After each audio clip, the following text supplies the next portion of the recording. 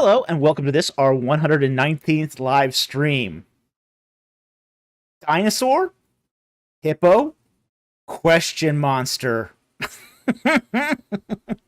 This is, of course, referring to our Monday release where we talked about whether Behemoth was a dinosaur, or it wasn't a Monday release, it was actually a short, where we asked whether Behemoth was a dinosaur, a hippopotamus, or a chaos monster.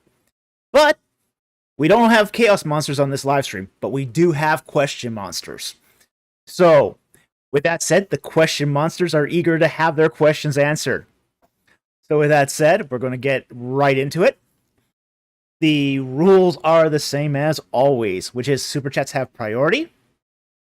Should be no surprise to anyone. But we do take non-super chats, and seeing as we don't have a lot of super chats tonight, we might be doing a lot more non-super chats tonight. And maybe even wrapping up early. That'd be nice. And everyone's going, no, no. I know. People are screaming 6 hours, 6 hours. That ain't going to happen. It's not going to happen. Okay. If you want to ask me a non-super chat question, though, I do ask that you put a Q and a colon in front of the question. I also ask that you only post the question once. And if it's a question about something in the Bible, please include the book, chapter, and verse. The verse is important too.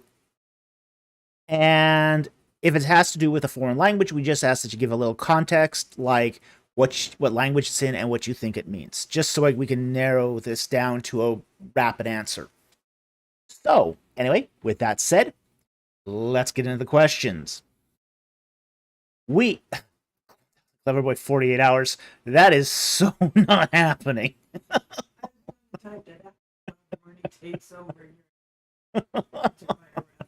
Oh boy. Yeah, that's not gonna happen. 365 days a year? Well, certainly not happening. I'm not gonna do a daily show. I mean, 48 hours a day? Yikes. We're doing a live Q&A here, not a telethon, okay? Just want to make that clear. Yeah, we've done telethons for other people. We are not going to do it for ourselves. Okay, so we're going to start the night with 4 non-super chats.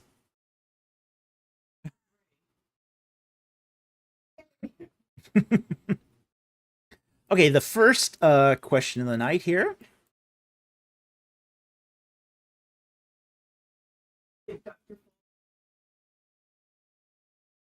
Yeah, you're probably right. Let's see here.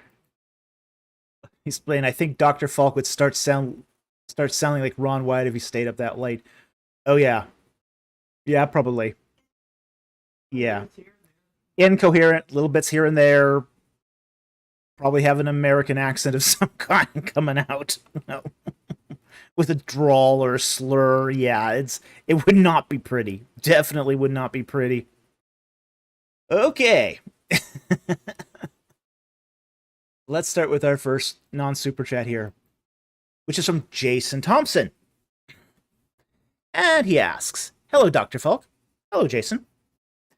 Thank you for your ministry and work. Could you please add these streams to your Spotify account? I often can only listen to long-length streams on the road. God bless you. Well, you're in luck. Because as of yesterday, or I think 2 days ago, we activated a Spotify account. And not only that, we have started posting the audio of these live streams up there. Now, what we're going to do is we're going to start from episode 100. We're going to forget everything before then. But starting at episode 100, we're going to start posting our live streams on audio on Spotify, so you'll be able to all hear them on podcasts. We do know that it's currently now available on Amazon, on, of course, Spotify. Google also has it. There's a number of hosting sites now that will, and hosting apps that will now carry the podcast or the live stream here. So, want to listen to it, Ancient Egypt and the Bible at work through your podcast app? Not a problem now. We still won't be doing, say the shorts or the teaching videos on the podcasts, but the Q&As, oh yeah, definitely we're going to be doing that on the podcasts. So what we're doing is right now, this is live stream number 119. We're going to be sort of backfilling it in. So we're going to post some more tonight, some more probably tomorrow, and then keep pace with the live stream. So we'll, after we get the live stream done here, we'll download the video and then turn it into an audio and upload it to Spotify. And then everyone can hear it at work. So we do listen to our community. And we've been wanting to do this sometime, but it's been cost prohibitive. But thankfully, it's at least now free. We're not going to be earning any money off of this, okay? Because we're in Canada, we don't qualify for their partner program like we would if we lived in the United States. So, this is more or less us, giving that without any added revenue or anything like that. So this is probably going to be ad-free. And if you do hear ads, we're not getting any cut of it. So, with that said,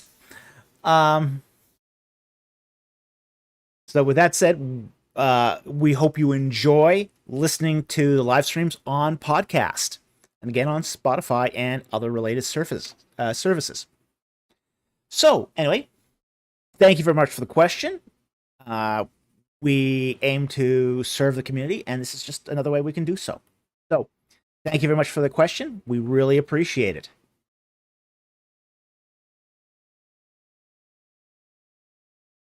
Our next non-super chat here is from Darkblade, and he asks, if Hebrew is descended from Amorite, are the languages from other nations from Abraham, Edomite, Ishmaelite, Midianite, and his brothers, Moabite and Ammonite, also descended from Amorite? That's going to be difficult to determine, okay? And part of the reason is because we don't actually have a lot of texts from those other neighboring nations. We probably have more from Moabite than we do from the others, because we have actually the Mesha Stela.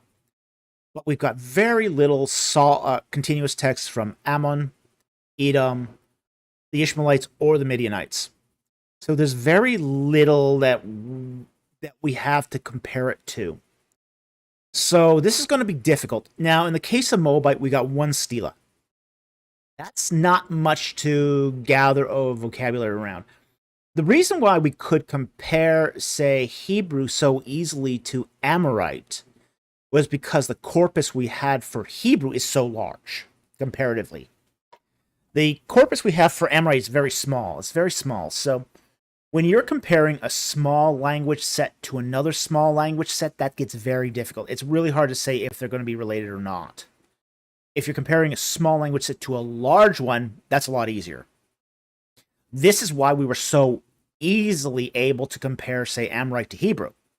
And that's because the vocabulary that we have for Hebrew is comparatively vast compared to Amorite. But comparing it to those other languages is going to be really tough. We'll have better chance with Moabite than we will with the others, but it could lead to still a lot of speculation in all this, just because we don't have enough texts. So anyway, I know you've been asking that question for a while. We finally got to doing it. Hope that helped. Thank you very much for the question, and do appreciate it. Okay, Bane Ray. What is the context for the beasts from the sea and earth in Revelation 13? Is it possible it's a reference to Leviathan, Behemoth? No, it's not. But it is an Old Testament reference. Let's pull up our Bible here. Here to Revelation 13.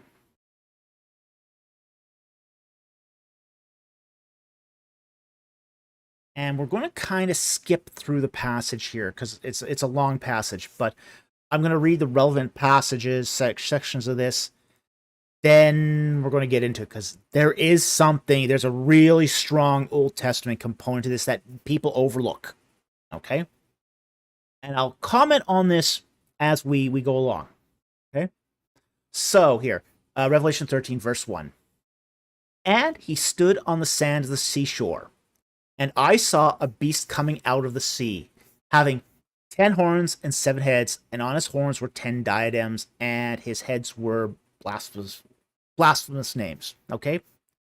So, what you want to note here is, where did the beast come from? It comes from the sea. It comes from the sea. Okay?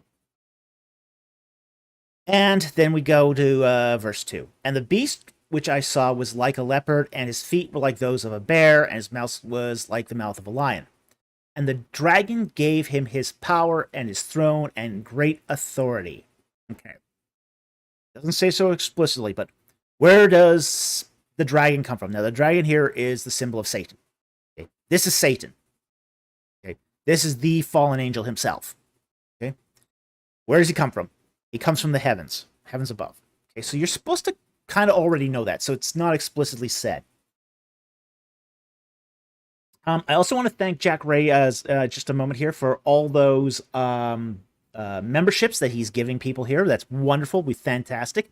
Also want to thank him for that $30 Canadian gift he gave us over PayPal. We really appreciate that, and thank you very much, Jack. We so appreciate your support of the channel. Okay, now back to the passage. So, the beast is from the sea. The dragon is obviously from the heavens, because we've seen that earlier in the book of Revelation, where the dragon falls from the heaven. Okay? So you're already supposed to know that. And then there's one more. I should also add here. Verse 4.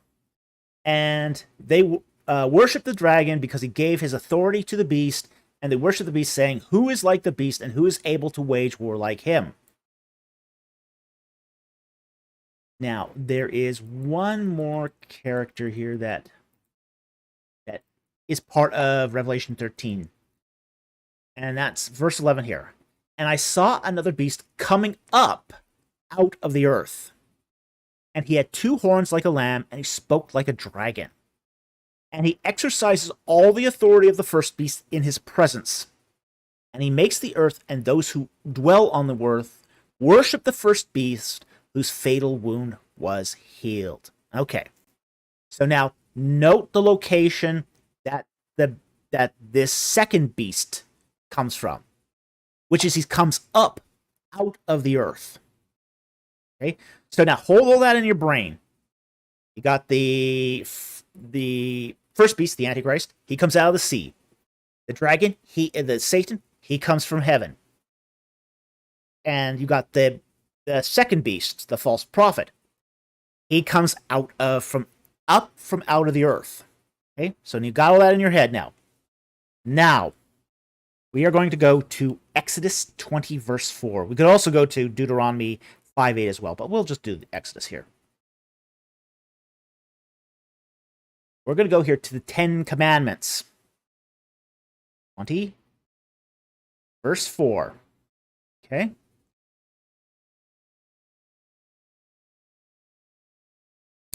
And it says, this is the graven image commandment.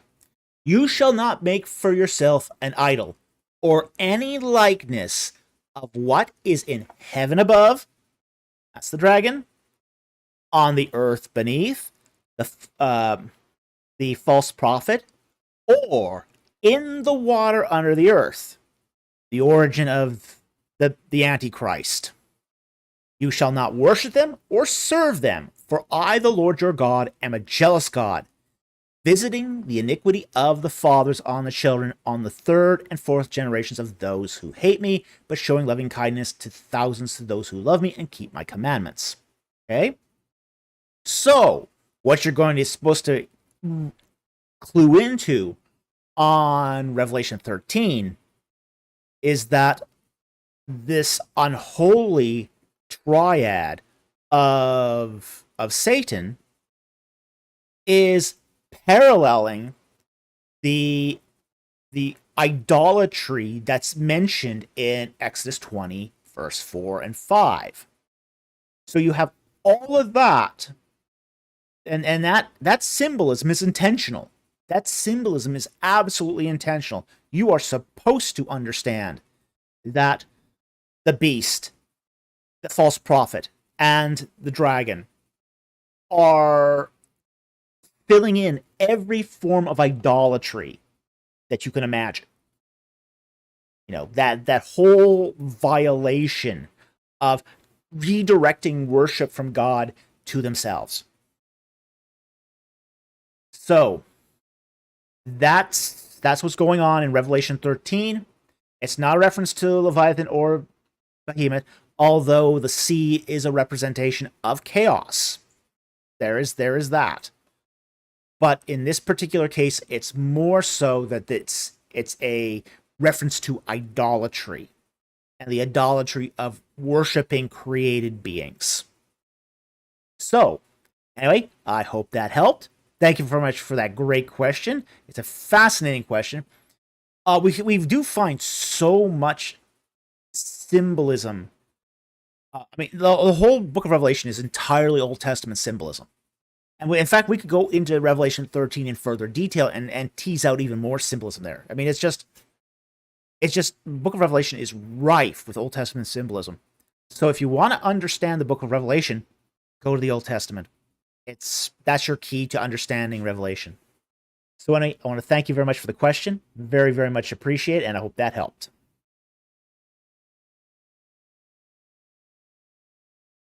Okay, our fourth super chat.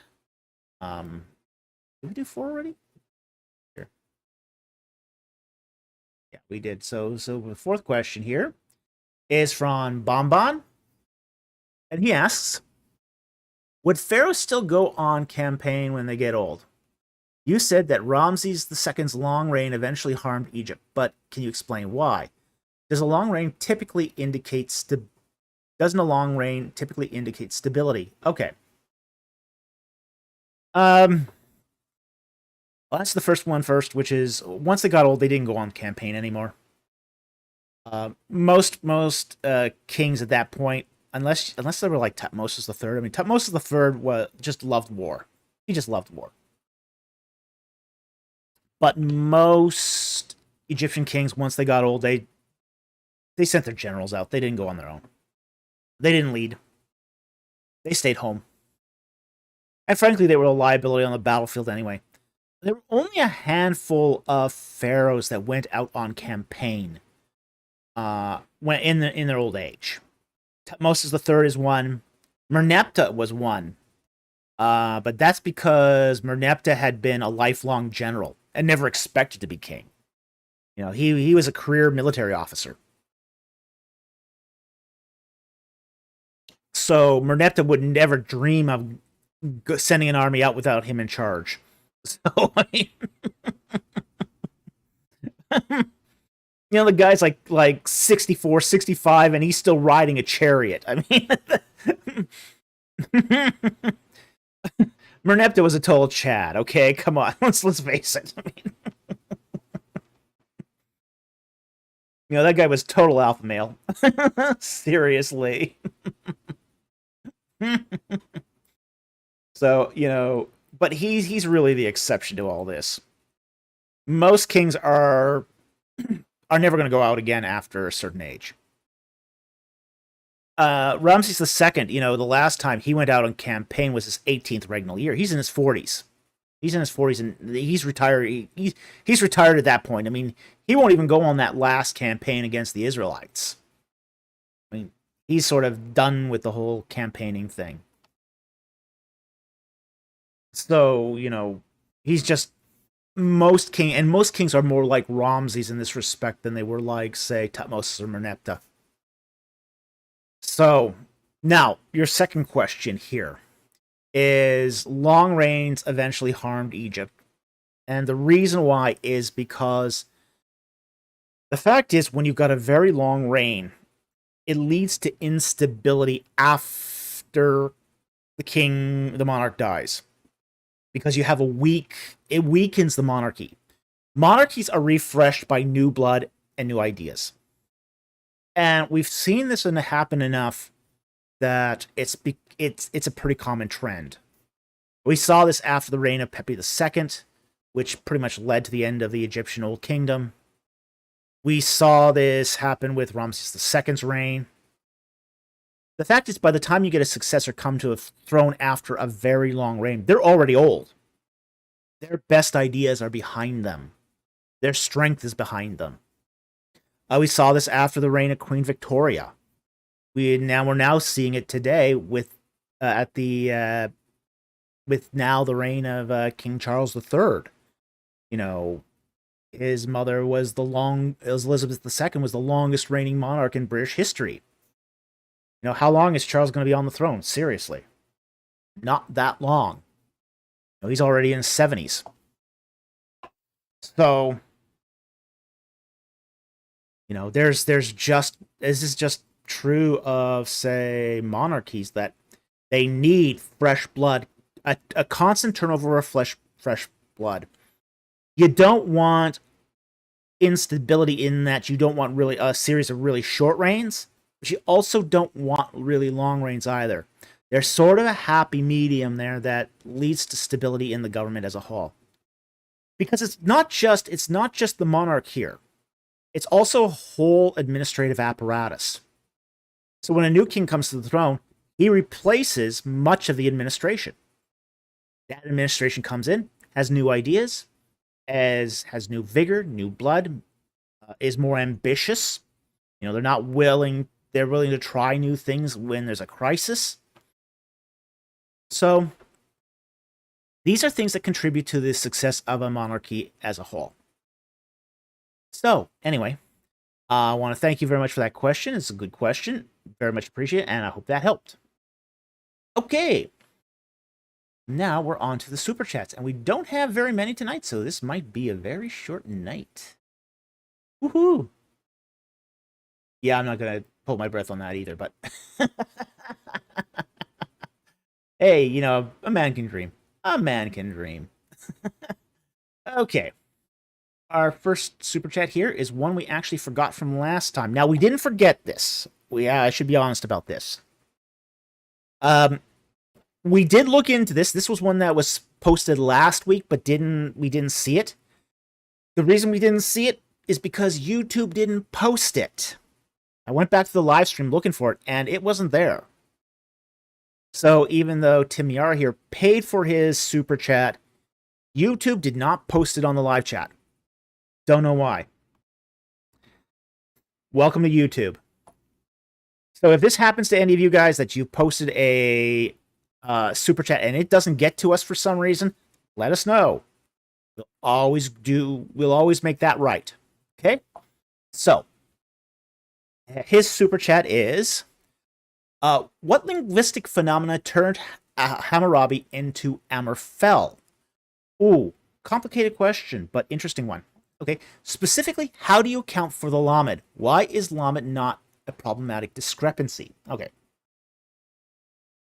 Now, there's certain transliteration rules that take into effect when you import certain words from certain languages.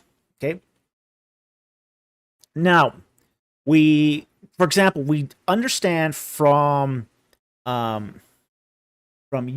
and let me just look at something here.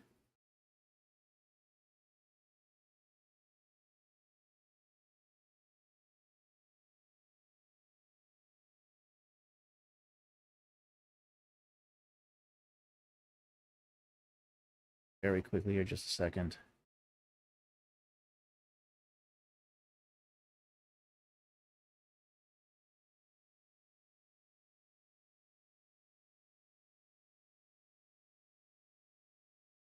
Okay. Now, one of the things you got to understand is when you start with a guttural in a Semitic language, and you take that into, say, Akkadian. Okay.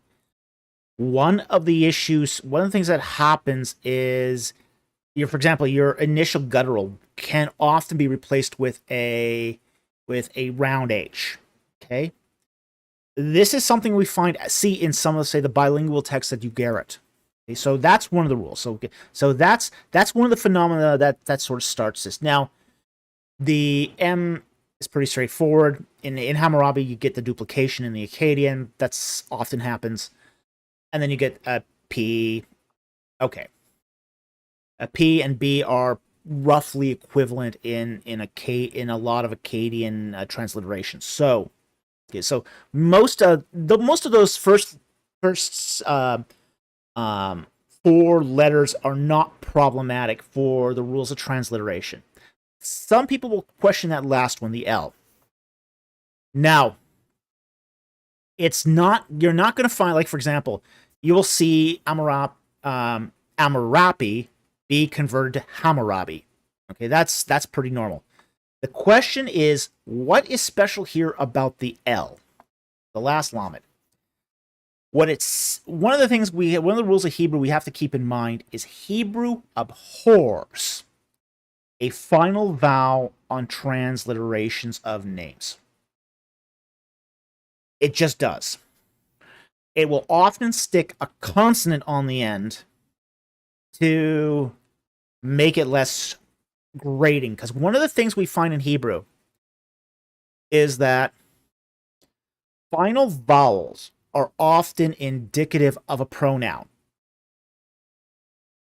So if you put a pronoun on the end of it, you're going to get a vowel sound of any, say, word or name, that sort of thing. So as such, if a name naturally has a vowel at the end of it, it often is supplemented with another consonant to, say, deaden that final vowel. Now, sometimes what they will do is they will add one that sort of makes sense to them. In the case here, an L, putting an L at the name of Amorphel would probably make sense, being L being the word for God. To, again, they're trying to deaden that final vowel. Okay, so sometimes we know the reason why. For example, a meme is very common on the end of, say, names that end in vowels. Sometimes we find a noon. We do find final suffix nunation, also to deaden that. Right? That's less common than the meme, but it can be practically any consonant, and sometimes it's not exactly clear why. But we just know that Hebrew does this. So since Hammurabi is a name that ends with a vowel, we would expect when Hebrew transliterates it, it's going to put some sort of consonant at the end of it, just to deaden that vowel. Okay? So anyway, I hope that answers your question. We don't exactly know why. Some people have proposed that it might be a form of Hammurabi that includes the word God in it, like Dinger, that's converted, but we're not sure. We're really not sure. But again, it's because Hebrew abhors a found vowel in names. So anyway, thank you very much for the super chat. Very much appreciate, and I'm glad we could take it. Hope that helped. Okay. The next super chat here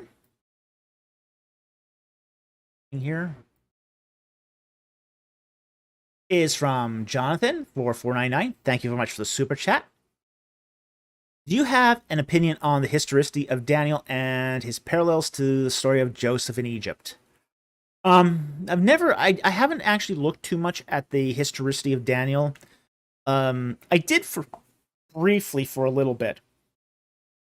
There's actually a good book by Donald Wiseman and Kenneth Kitchen. Let me see if I can look up here quickly. And I would recommend this book for anyone who's looking into the historicity. I've read some of it, but I don't remember the arguments. So this is why I'm reticent to quote it until I read it again and really sort of wrap my brain around it.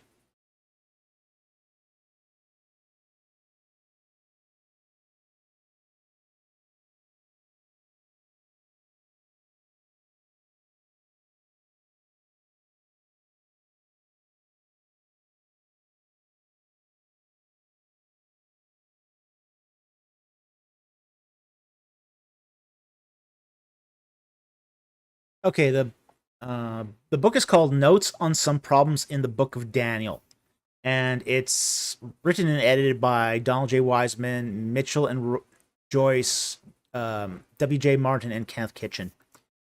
And it was published by Tyndale Press. It is dates to the copyright date is 1965, so it's out of print. But you can probably still find copies that have been scanned in and are floating around. I would recommend that for the for addressing sort of the chronological problems within Daniel. So it's a good volume. I have read a good portion of it. So this is what I would recommend on the historicity of value of Daniel, even as sort of a primer here on how to start engaging the book of Daniel. I do tend to lean towards a more traditional dating of Daniel. I don't lean to a late dating of Daniel, not by a long shot. I do think much of it was at least the record of the prophecies of Daniel. If it's not contemporary in his lifetime, it's very soon after. So that's where I sort of stand on the historicity of Daniel. I don't see any of the problems that are raised about Daniel to be really sort of...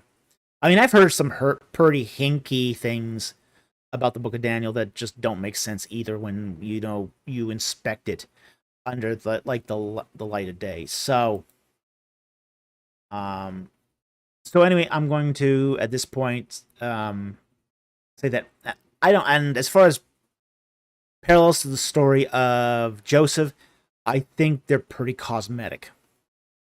And I don't have a huge confidence in cosmetic similarities. So, these people are living similar lifestyles. Yeah, there's going to be some similarities. That's just, if you are an administrator, you're going to have certain things that administrators do regardless of kingdom and period of time.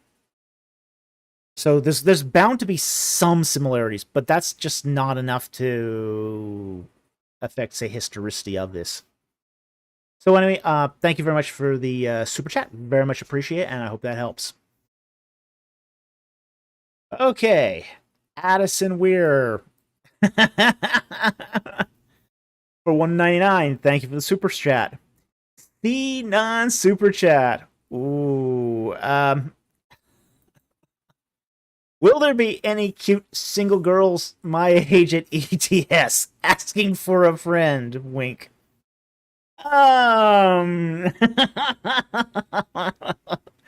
Could be. Least likely hypothesis. I'm sure you'll find some spinster in her 60s.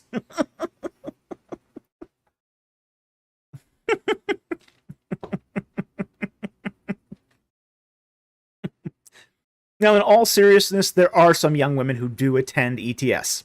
Okay? And even some who are even single. However, it's not your sort of hopping nightclub crowd, so don't get your hopes up, okay? Just don't get your hopes up. And you won't find them at the bar, by the way. However, I will say this, excuse me. There are some night events that you might want to consider going to. Like, for example, there's a lot of seminaries that have sort of social events during the nights at ETS. There's even some, like, for example, what was it? Chosen People International, I think. It's an outreach to Jewish people. They'll have an ice cream social at ETS. So you might meet a young woman there, too. I've seen a few young, eligible women there. So, you can... I mean, I wouldn't be obnoxious about this. I mean, they are going there for theology, not dating, but things happen. Things happen. What can I say? I mean, I met my wife at a science fiction convention. I wasn't going there to meet a woman, so stuff happens. So anyway, Thank you very much for the super chat. Very much appreciate it, and I hope that helped. Zaobeo for €22. Thank you very much for that super chat. Hi, Dr. Falk won't be here tonight, so preeminently sponsoring a bonbon question, but only if they promise to check out One for Israel's playlist, The Case for Messiah about Jesus in the Old Testament, made by 2 Israeli Bible scholars. Okay. Now, we will take a bonbon question if he posts some new ones. He hasn't shown up yet. He might miss this thing altogether. Who knows? But we won't hold people to a condition like this. Now, I would encourage him to go watch it, as I would encourage him to watch the videos from, say, Jews for Jesus or Chosen People Ministries International. Okay, those are all great ministries that do outreach to the Jewish people.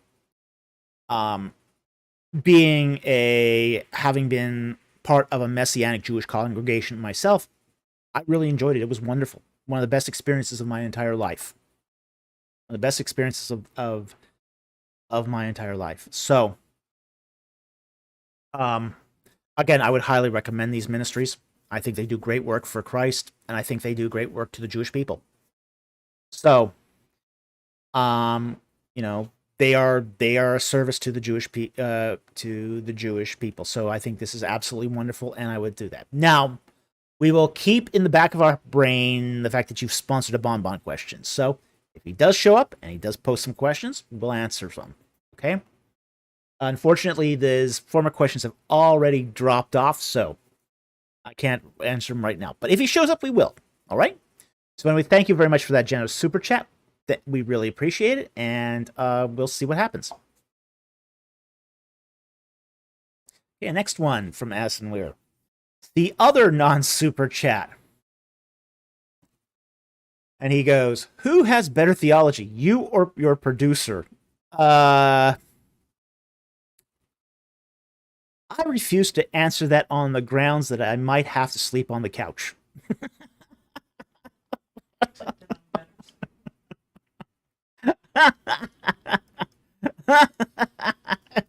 Bane Ray. See, it doesn't come up yet. It's a trap. Yes, it's a trap. Do not answer this from Danny Dement. Oh yeah, totally will not answer this. It is definitely a trap.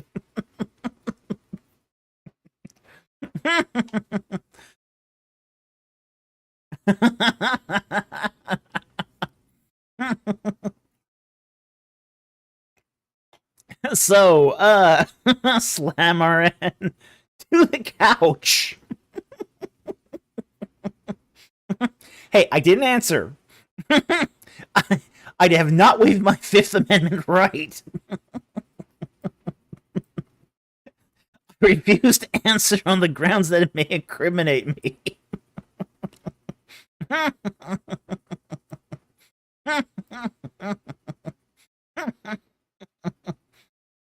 So anyway, Addison, thank you very much for potentially consigning me to the couch. I still appreciate the super chat, even though you've probably caused me a heap load of trouble here. So,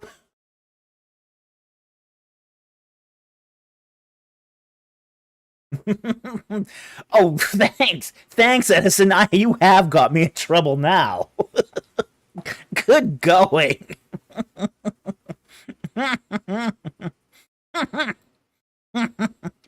Addison says, I take it the answer is you.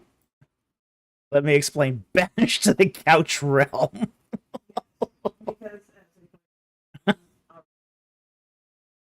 Hey, a non-answer is a non-answer. I've always said my producer is the Sir Isaac Newton of theology. That's all I'm gonna say.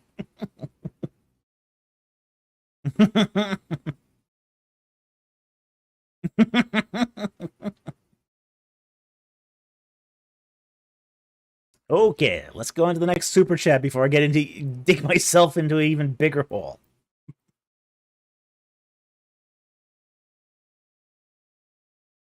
Okay.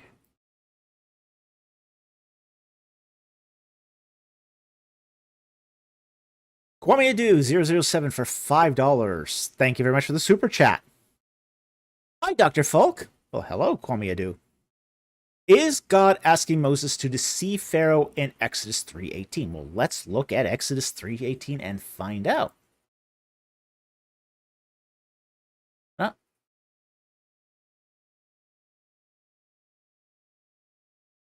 Exodus 3.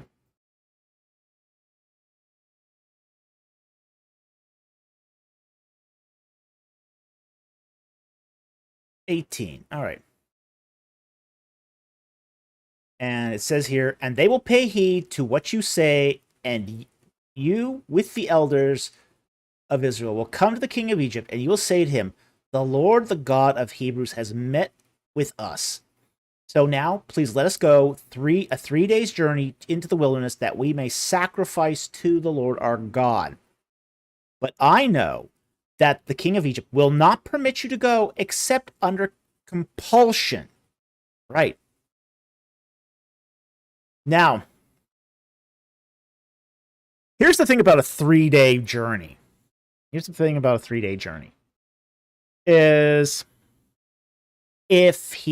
what's going on here is, and this happens sometimes, that like for example, we do actually have a text from Deir al-Medina that asks the supervisor to let the workers, go out into the wilderness a day's journey to do sacrifices and to festival. Basically get slosh drunk. And they take off a week to do this. Okay? But they're only going out a day's journey. With a 3-day journey, it's a little bit different. Okay? Because a person can travel across the Sinai in 7 days. So by basically taking a 3-day journey, that's 3 days out, 3 days back, 6 days, they pretty much made it to Canaan at that point, if that's where they were heading. So, yes, the king's probably going to refuse this for slaves, because by that time, they're gone. It's a request that no king's going to grant here, because you've got the potential here to hightail it out and never return. Okay? So, a 3-day out is going to give them a huge head start should they decide to escape. Now, he's not deceiving Pharaoh here. Okay? He's not deceiving Pharaoh because it's a request Pharaoh would never grant. You can't deceive somebody with something that they will never grant. I mean, the request here is so, for their particular circumstances, is so over the top that that's just not going to happen. It's just not going to happen that Pharaoh's going to grant it. And the Lord knows Pharaoh isn't going to grant it, which is why he's got to do this by compulsion. And when he does it by compulsion, Pharaoh ends up not giving them just the 3 days, but driving them out of the country altogether. You know, basically leave, never return. So, it's one of those questions where there's no deception because there's no expectation of it getting granted. You can only deceive someone if you expect the request to be honored and then violate it. Because there's no expectation of this request being honored, there's no deception. So anyway, I hope that answered your super chat. thank you very much for the question. I hope that helped.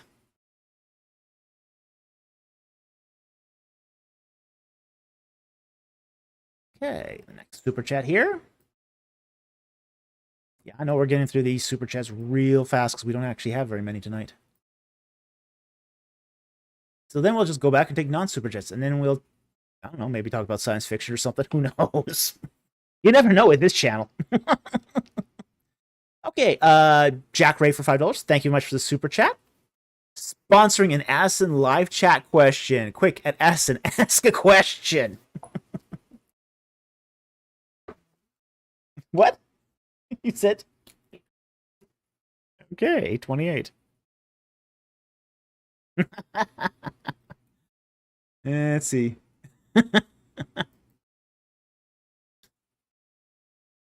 Move? Okay, I don't think that's really a question, even though you put a question mark after it. Oh yeah, Addison, you time to get that question out. Come on. Come on. Where's your question? Where's your question? Hmm?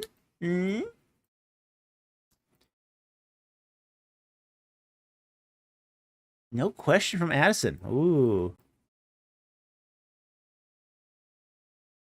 No question.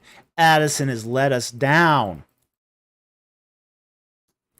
Jack Ray gave another 5 sponsorships. Wonderful. Thank you very much, Jack.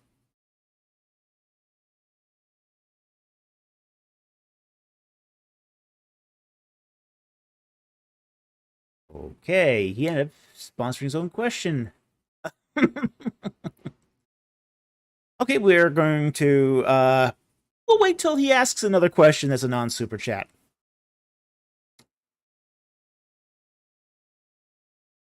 So let's get back to the super chats here.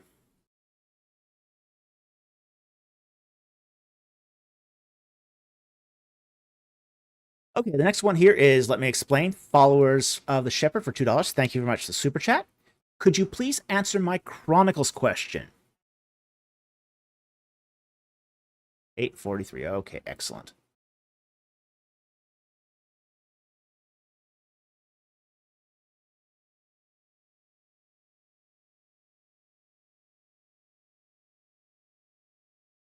Okay. He asks, did God keep his promise to the Levites? 1 Chronicles 23:13 and 1 Chronicles 15:2. Okay, let's pull those up and let's see what they say.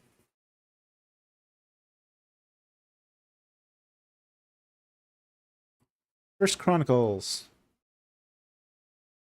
23:13 and here. Okay.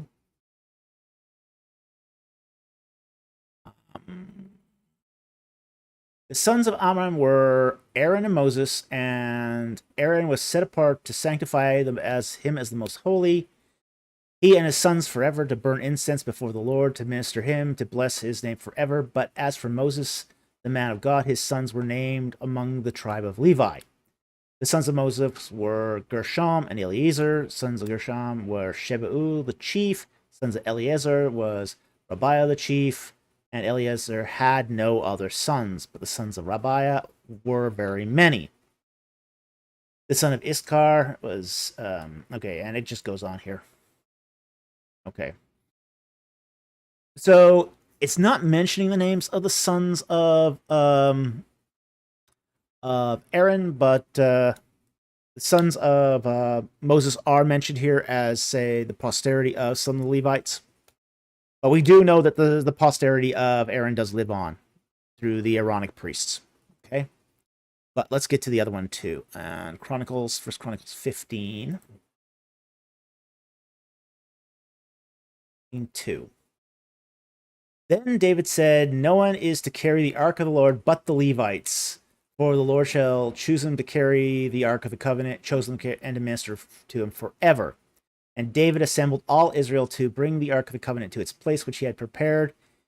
And David gathered together the sons of Aaron and the Levites, the sons of Kohath, Uriel the chief, and 120 of his relatives, the sons of Merari, Azariah the chief, and his 220 of his relatives, sons of Gershom, the Joel, the chief, and 130 of his sons. Okay.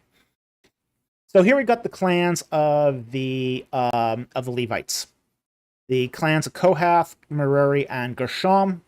You even got the sons of Elisaphan, sons of Hebron, sons of Uzael. Okay, so I'm not sure what promise that you mean here, honestly. But it does seem that the posterity of the Levites did live on. So I'm not exactly sure which promise you're talking about, although their posterity had been preserved. And we can see this here in 1 Chronicles 15. The fact is that verse 2 is saying that, and frankly, David learned this one the hard way, that no one is to carry the ark but the Levites. We have to remember that this command is happening on the tails of his nephew Uzzah getting fried for touching the ark.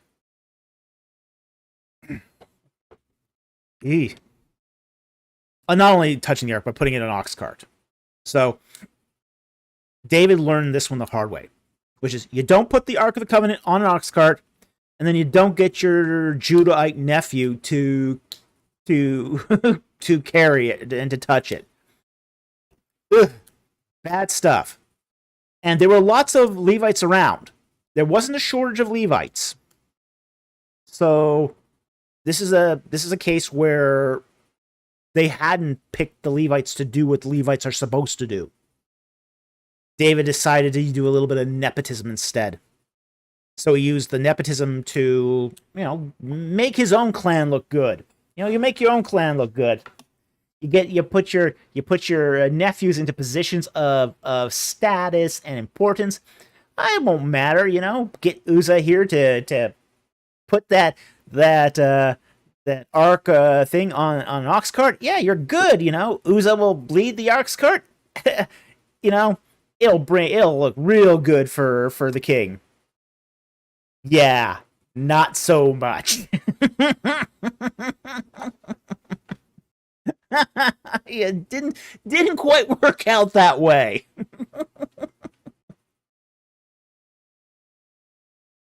So yeah, there's a lot there's a lot here that just isn't there was a lot of Levites by this point. They're inhabiting most of the Levitical cities, and there was no shortage of Levites.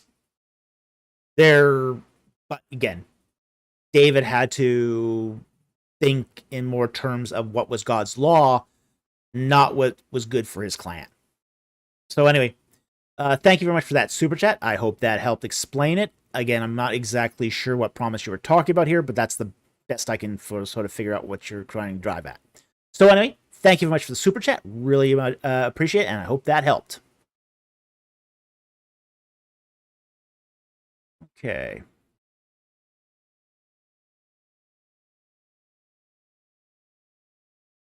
And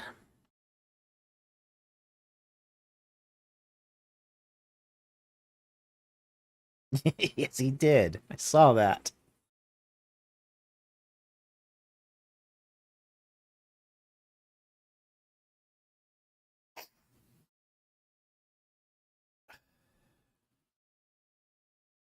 Linguist ammo for $5. How would you answer this? It sounds like you're downplaying the miracle of the Exodus. I explained that the miracle was the timing. Okay. Oh boy. To be honest, this is a really emotional argument. People have an idea of what the Exodus looks like in their head. It's just really a lot of what people envision the Exodus being like is more influenced by Hollywood than the Bible. The Bible doesn't actually exaggerate what happened at the Exodus. Yes, it was miraculous because it happened at the right place at the right time, and God guided everyone to be in the right place at the right time. That's the miracle of the Exodus. It's not that you have walls of water that are 10 stories tall above your head. That's not the miracle of the Exodus. It's that when Pharaoh's army had the Israelites dead to rights, but this is one of the things the text says, is the army, the chariots of Pharaoh caught up to the Israelites. The only thing that separated the Israelites and Pharaoh's army for 6 hours was the pillar of cloud. That's the miracle. That pillar of cloud held off Pharaoh's army for 6 hours, while the wind from the east parted the waters. The timing of those two meteorological events is miraculous. It is miraculous that you had that fiery pillar of cloud, that sandstorm dust devil thingy. If either of those had been like 24 hours later, it would be a done deal. This thing would be over and we would never heard of it.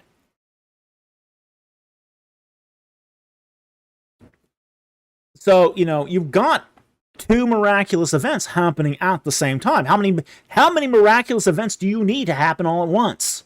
Really? Seriously? You don't need a 3,000 mile an hour wind to part the Red Sea. It's not necessary.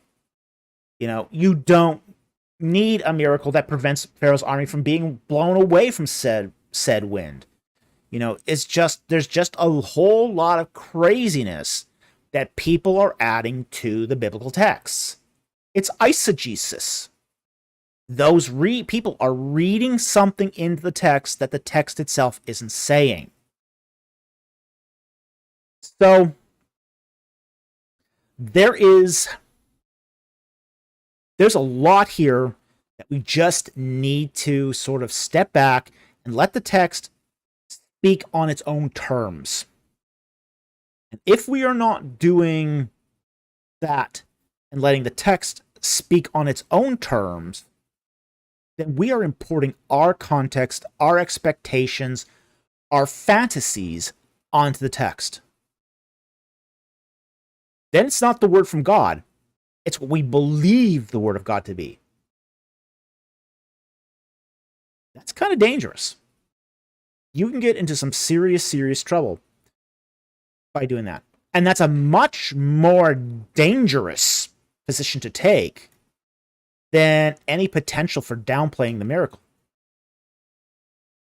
I mean, you could have, potentially, an almost entirely materialistic view of the Exodus account, almost entirely materialistic view, and still be closer to the biblical account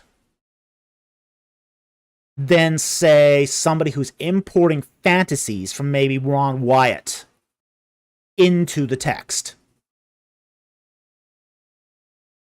That is sort of the difference here. You can basically say there is no God and still believe in every event of the Exodus.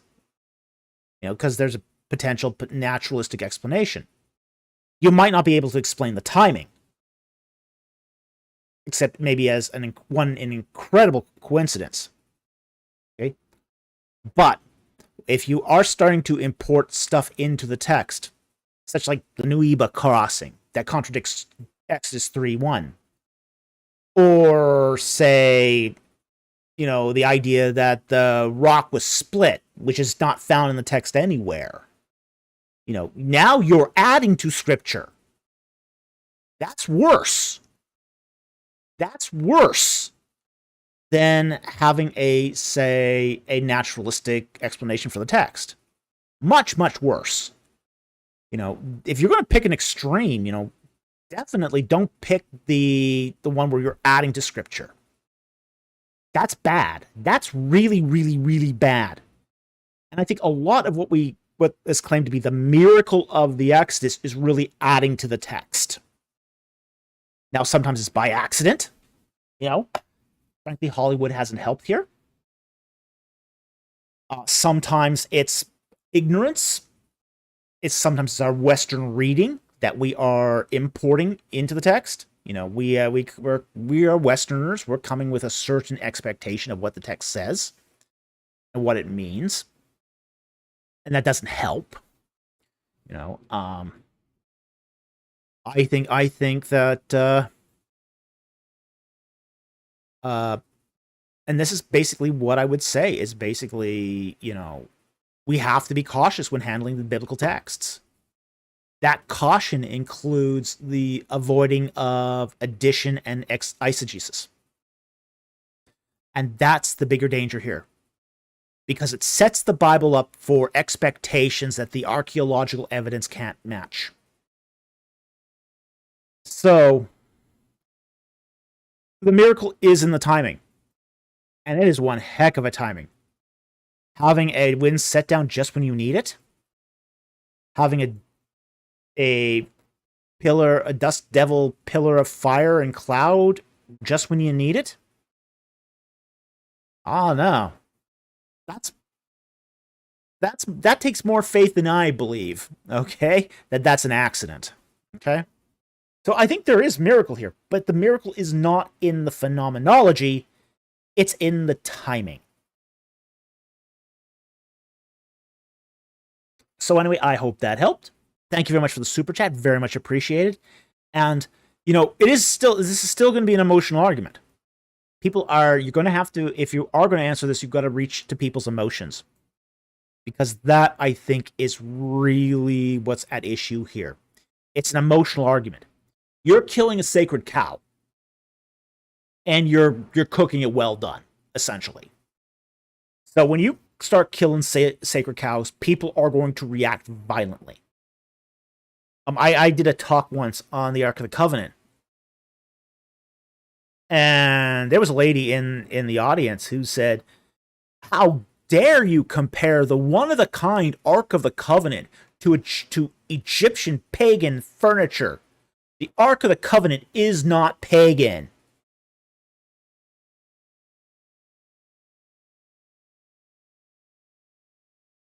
Yeah. Yes, Mose Salazar, the column of fire can be explained by phenomenology. We'll get to that. We can get to that later, okay? But we just want to focus on the central question here of how do you answer this? Because people have a emotional connection to basically these stories of the Bible.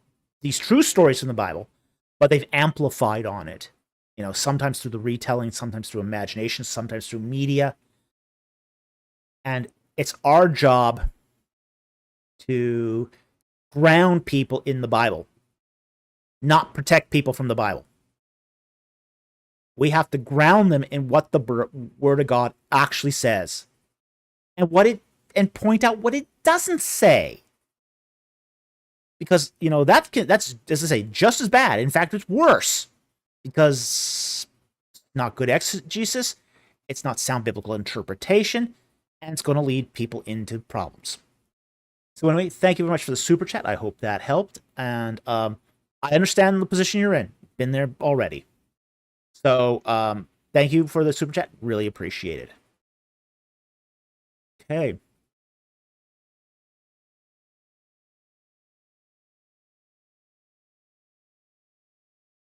Addison Weir for $1.99. C non-super chat.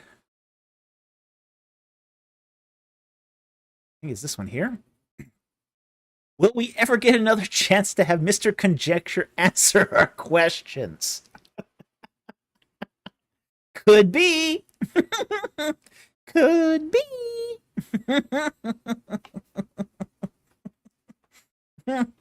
We might do a Mr. Empty Conjecture live stream special someday. Who knows? Yeah. Mr. EC. We might disturb Mr. EC from his extended vacation in the Bahamas to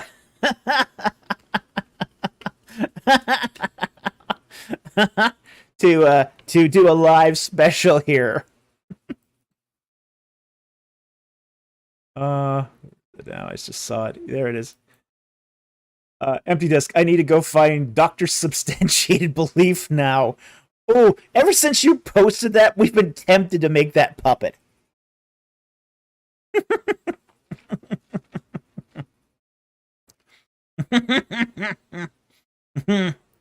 Yes.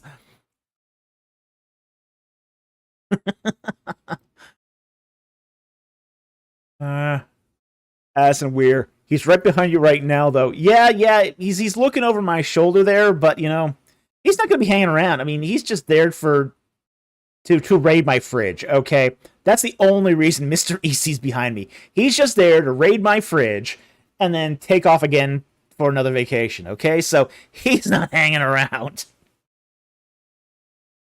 So don't get any ideas here that he's going to be hanging around here. So.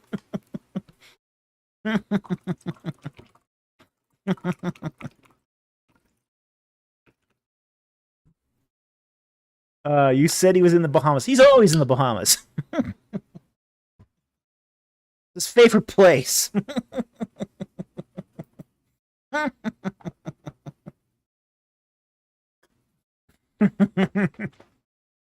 right. Next super chat. Okay, let's get to the next super chat here. That was fun. All right, there it is. That.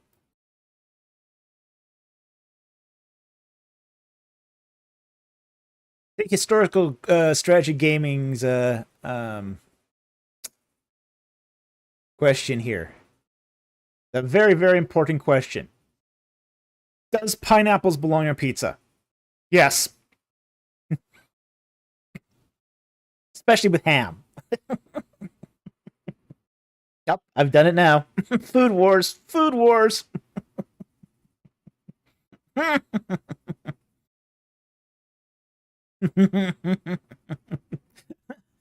Pain Ray, yes, with pork. I will die on that hill.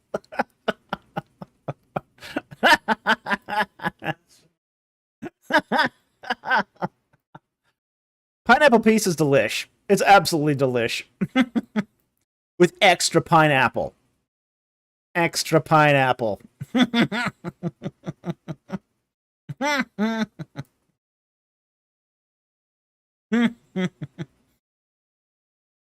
See, there it is. Yes, with pork. I'll die on that hill. BC, absolutely it does. That's a weird blasphemy. Danny DeMint, blasphemer.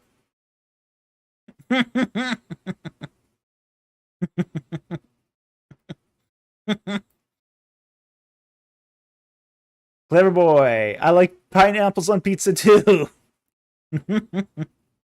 Dark Blade. How many people are unsubscribed from Dr. Falk for liking pineapple pizza?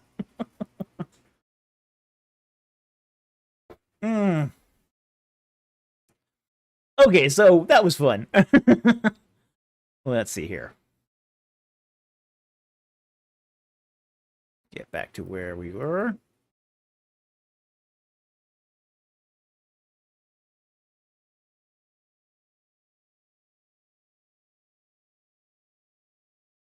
Okay, that's where we were.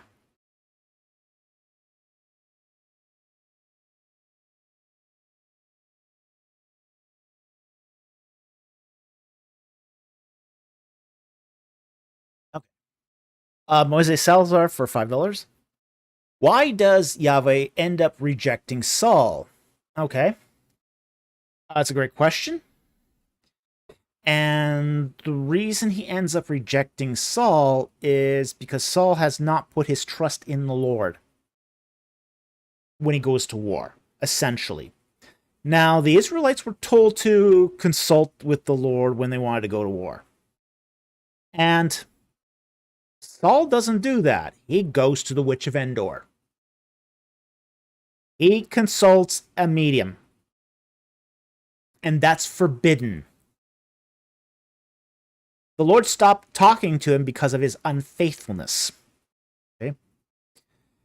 The Lord tells him to wipe out the Amalekites. And Saul preserves the life of King Agag. Not good.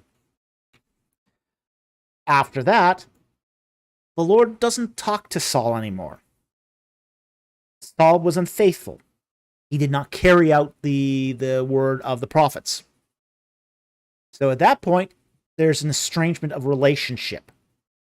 Now, Saul probably could have asked for forgiveness and received it, but he continued to plod on ahead, finally consulting the one prophet who would talk to him, Samuel from beyond the grave. That sort of put the final nail in his coffin. So it's essentially unfaithfulness is the reason why God rejects Saul. But it's not just one event. It's a series of events that sort of lead up to that. BC adds a subsequent question here, which we will take. Is Saul also with the prophets? Yes, he is. Saul prophesied. Okay? So we are told in Scripture he is a prophet. Yet he prophesied. So he was a prophet. But, prophets can go bad. Judges can go bad. These are human beings. They don't live perfect lives. Some end well, some end badly. So, that's, yeah, there are issues here. So, yeah, Saul was with the prophets, but God wasn't talking to him anymore. And the one prophet that would talk to him also couldn't talk to him because he's dead. Mm-hmm. Yeah. Yeah. Yeah. Yeah. There is that. My producer points out that there is an aspect here that there was an attempt to force people trying to force God into a kind of relationship that God doesn't want to enter. Ones where you use God instead of being used by God. And we also have to recognize, too, that the office of king and prophet are not actually mutually exclusive. It's not like king and priest. A king could not serve as a priest, but a king could serve as a prophet. We do see that David is called a prophet. Solomon is a prophet. So we do see kings, even kings that end badly, and Solomon did end badly. Saul ended badly. These are kings that, have had served as prophets at one point in their lives. So, with that said, I hope that answered the question. Thank you very much for the super chat. Really appreciate it.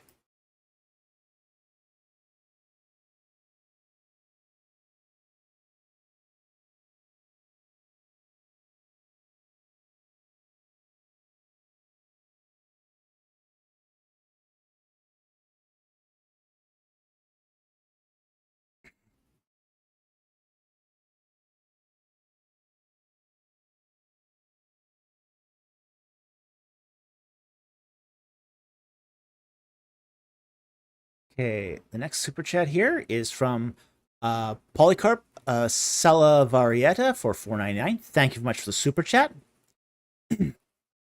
What's a good response to people who say that believing in the existence of all biblical characters, Adam to Christ, is irrational, idiotic, without substance? Love you, Doctor. Well, people who disbelieve the existence of all Bible characters from Adam to Christ are irrational. Because we've got a ton of evidence that a lot of people in the Bible existed. And not just the names of kings. We also have the names of certain other individuals, that are found in the archaeological record. We got one that's named in the Lachish letters. I don't remember his name off the top of my head.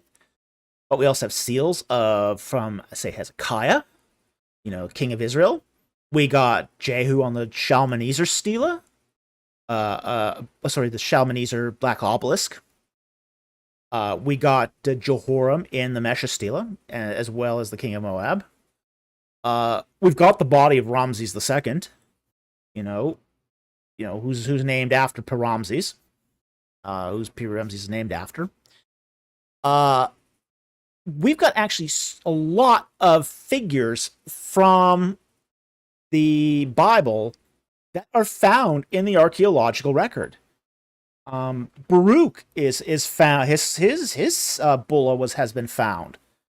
It's not just the linguistic ammo. Terah's another example. Terah of Urkesh. We find lots and lots of people mentioned in the Bible in the archaeological record. One can just go on and on and on about this just because there's just so many of them. Omri's mentioned. Even David is mentioned. So there's a lot of people in the archaeological in the Bible that are mentioned in the archaeological record.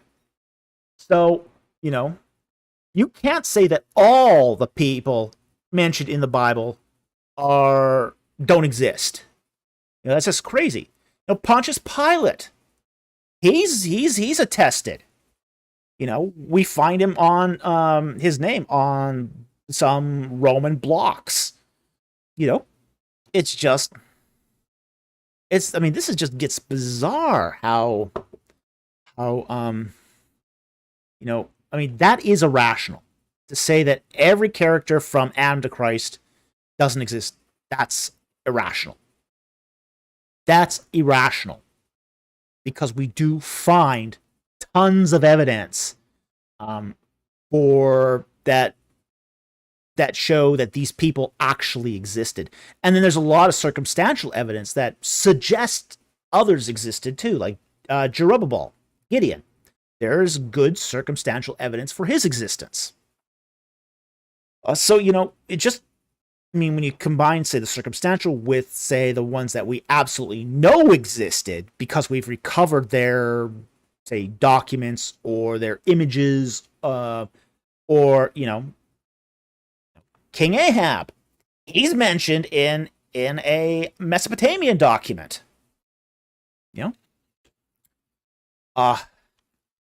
Wow. It's just, this really gets me because there's just we have over 150 years of evidence here. Yeah, yeah, yeah. My producer mentions that this doesn't necessitate believing that these people existed does not necessitate you believing in the miraculous events or that God exists or that God intervened. But just the base. You have to admit they exist. If you don't admit they existed, some maybe, okay, Adam, we have no data. Okay, you might have qualms about that. But by the time you get up to, figures like Shishak, okay, and the kings of Israel, especially the divided monarchy, there's a whole lot of people in Iron Age Israel that we have documentation for. And we even have, as I say, a handful of documentation for people in the Bronze Age. So, this is what's irrational, is the idea that none of them exist. That's irrational. Because it flies in the face of all the evidence. So, anyway, thank you very much for the super chat. I hope that helped. And, this one bugs me too. This one bugs me too because I hear it all the time. I hear this one all the time. There's no evidence that anyone in the Bible ever existed. Wrong, oh Tiny Tim. Sorry. Okay.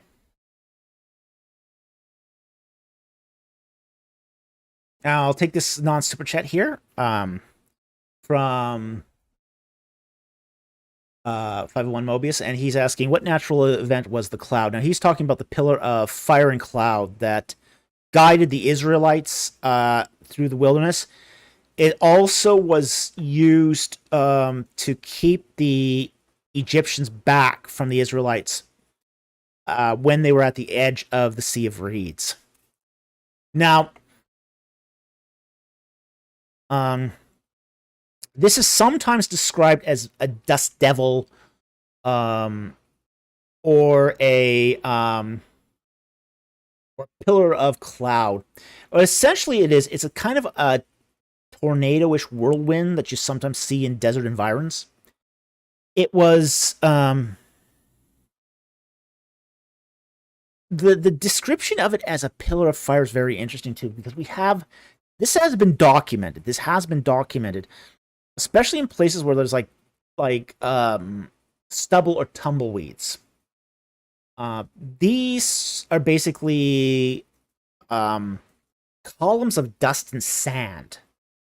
But when you mix that column of dust and sand with, say, burning bushes, brush fires, they can pick up the tumbleweeds and the dust and the burning sticks into the whirlwind, and you can get a pillar of fire that moves from place to place. You can do it. Is there one on YouTube? Yeah. I haven't looked on YouTube for that, but it could be a picture. I don't know. But they have been documented. These are known to exist. They're called dust devils. I think when they're actually on fire, they're called something else, like fire devils or something like that. But yeah, they're a real phenomena, and you're not going to go walking through one. And they can actually be quite huge. I mean, they can be very, very big. So, you do not want to go anywhere near one of those. I mean, I've seen dust devils, and you want to stay far enough away from those. It's like walking into a tornado. You do not want to do that. Oh yeah, the dust. Yeah, oh yeah, I remember that. Seeing a dust devil out in a Nevada desert, Arizona. It was Arizona, yeah. And it was picking up tumbleweeds and cactuses, and they're flying all around in this dust devil. Yeah, you want to stay the heck. You want to stay far away from those. You not want to go anywhere near that thing. Flying cactus needles all over the place. Not a good time. Yeah, not a good time. Yeah, so, and then if you can imagine fire on top of all that, yeah, that's just a mess. That's just a mess. Okay. So anyway, that's sort of what that pillar of cloud and fire was. So anyway, I hope that helped. Thank you very much for the question. Really appreciate it. Okay, Polycart Salavarieta for $4.99. Thank you for the super chat. What is the genre of Genesis 12 to Deuteronomy 34? There's several. You have several genres in that. It's not just one genre. As Christians, should we believe it's history or mytho-history or myth? When you get from Genesis 12, let me just take a quick peek at Genesis 12 here. I mean, you're talking the coverage here of essentially the rest of the Pentateuch after basically Noah. Yeah, so you're talking Abraham onward. You're going to get more history than mytho-history. I mean, the fact is, the mytho-history sort of ends at Genesis 11. You are now starting to get into the era of history. The fact is, the events here are roughly mid-18th century BC at this point. So you're now in the era of recorded history. So you are in the era of recorded history. you're sort of beyond the myth of history point. But you're not restricted to one genre either. You're going to see several genres throughout that passage, throughout that text. You're going to get some poetics. You're going to get some war genres. Or war chronicle genres. You're going to get some narratives. You're going to get even a little prophecy thrown in there. So yeah, you can't just limit that to one genre because there's several genres, and you have to pretty much take those texts on a case by case basis to determine what those genres are. So, I definitely would say it's not myth. It's not myth. It's definitely not myth at that point. It's not myth of history either, though.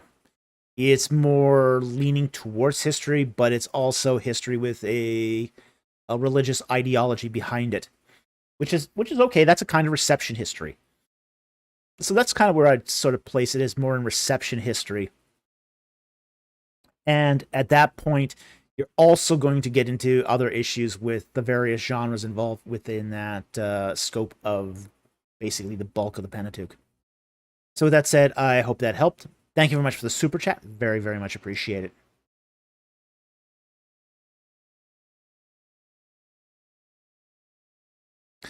JP for $2. Thank you very much for the super chat. Thoughts on imputed righteousness? Okay. It's really the only kind of righteousness.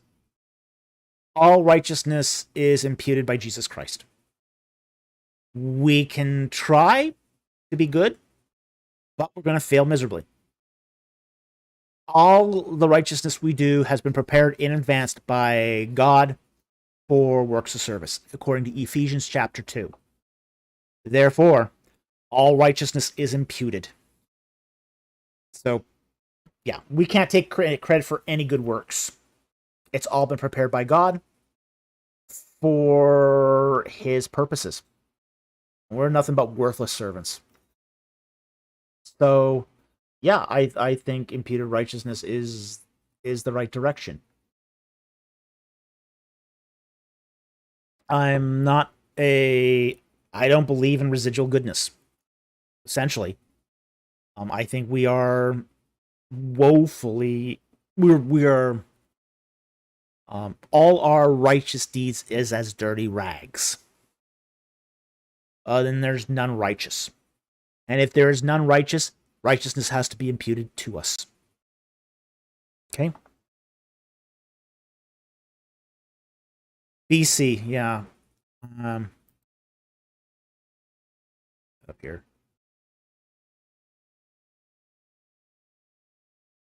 Jesus said he did not come to call the righteous. Does that mean the righteous don't need to be called, or that they don't exist? They don't exist. Yeah, that's what he means, is they don't exist.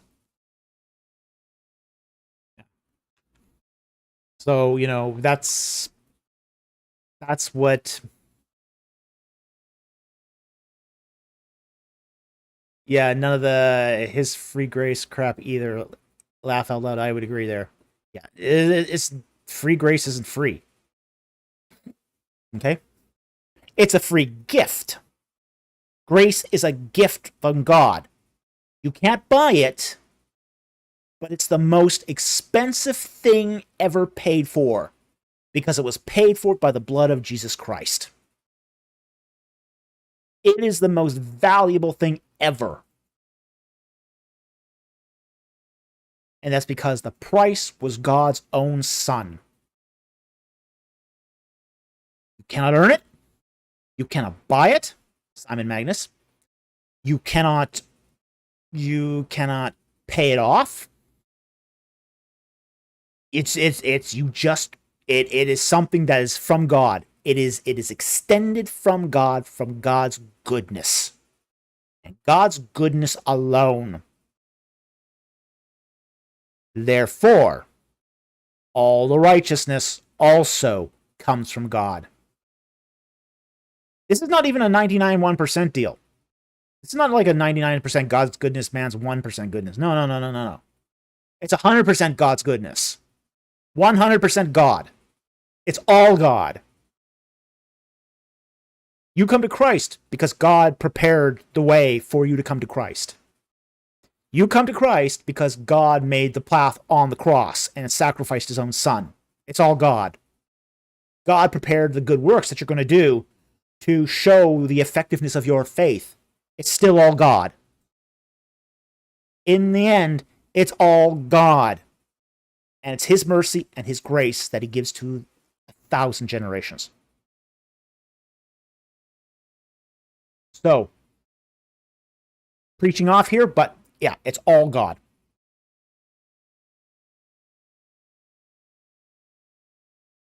Yeah, Andrew Graham says, it's not buy some, get the rest free. Absolutely. Absolutely. You can...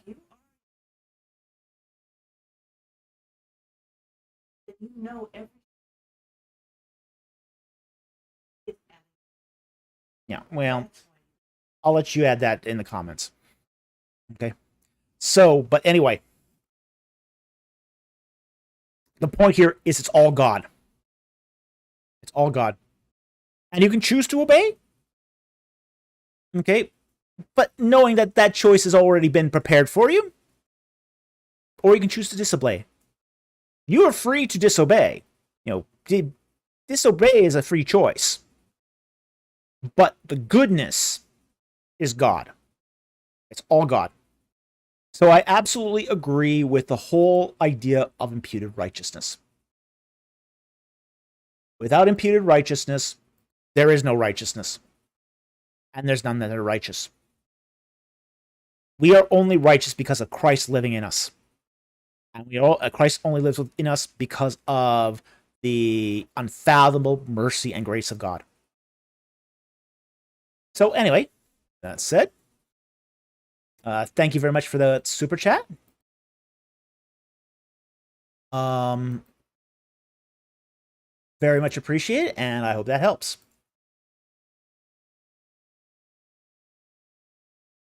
Next one here.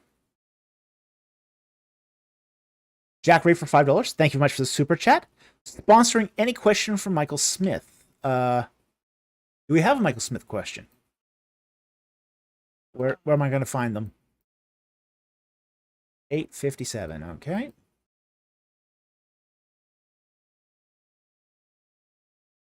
Okay. I see the fear of God one. All right. Michael Smith asks, the fear of God is good, but the fear put into the Israelites at Sinai isn't lasting. What makes the fear of God good? Israel still learned, even though fear left them, so to speak. Okay. The Proverbs put this best. The fear of God is the beginning of wisdom. Okay. Here's what we are fearing. Okay. Now we also have to balance this against, say, terror as well. There's a fear in that we respect God. We know he's all powerful. He is a force to be reckoned with. You can't play God. You can't fool around with God. He means business. Okay? So, it's a fear that is meant to drive us to righteousness, to the right course. Okay? The fact is that Israel had to go through these lessons over and over and over again. They didn't learn immediately.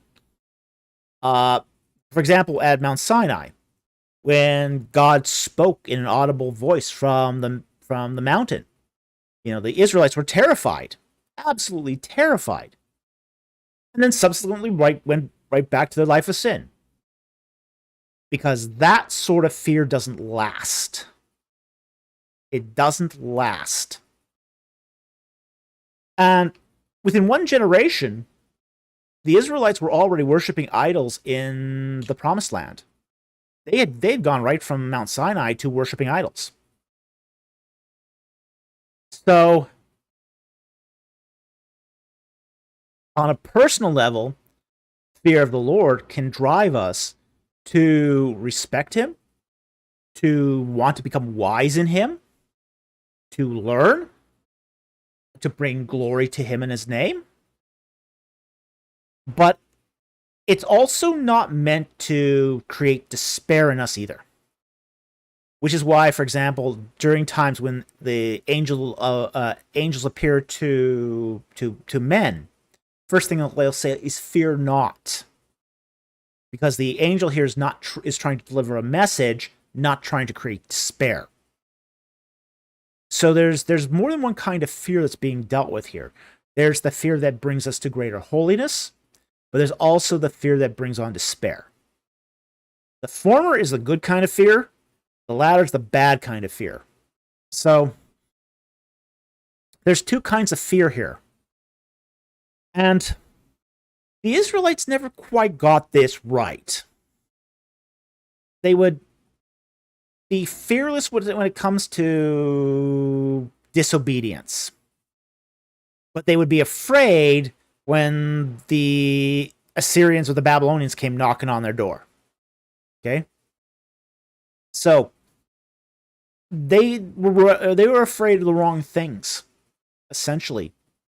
They should have feared and respected their God and, rested in God's holiness when it came to the Assyrians and the Babylonians. So anyway, thank you very much for the question. I hope that helped, and I hope that defined some of the issues here as well. So thank you very much for the question. Very much appreciate it, and I want to thank the sponsor of that question as well.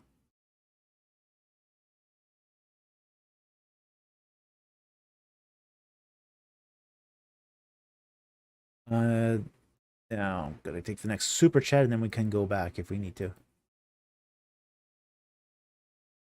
All right, and Jack Ray sponsors another question here for $5. Thank you for the super chat. Sponsoring any question from Michael Smith. 903. Okay.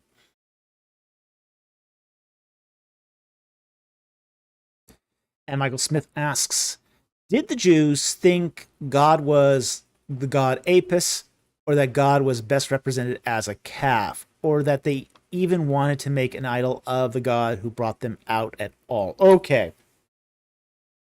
Where we get this from, this idea that God was a calf god, or Yahweh was a calf god, is the idea that Aaron, trying to make the best of that situation, knowing that he's messing up, basically presents the golden calf to the Israelites after they demand a golden calf and says, this is the God that brought you out of the land of Egypt. No. Now, what we have in the case of the golden calf is what's called default worship. The Israelites are coming out of Egypt following a new God, a God they had not known about while in Egypt. Moses brought Yahweh back from Midian to lead the Israelites out of Egypt. But the Israelites had never heard of Yahweh. This was not a God they worshipped at Egypt. They worshipped the Egyptian gods. They worshipped Canaanite gods like Baal, Resheph, and Astarte. But they did not worship Yahweh.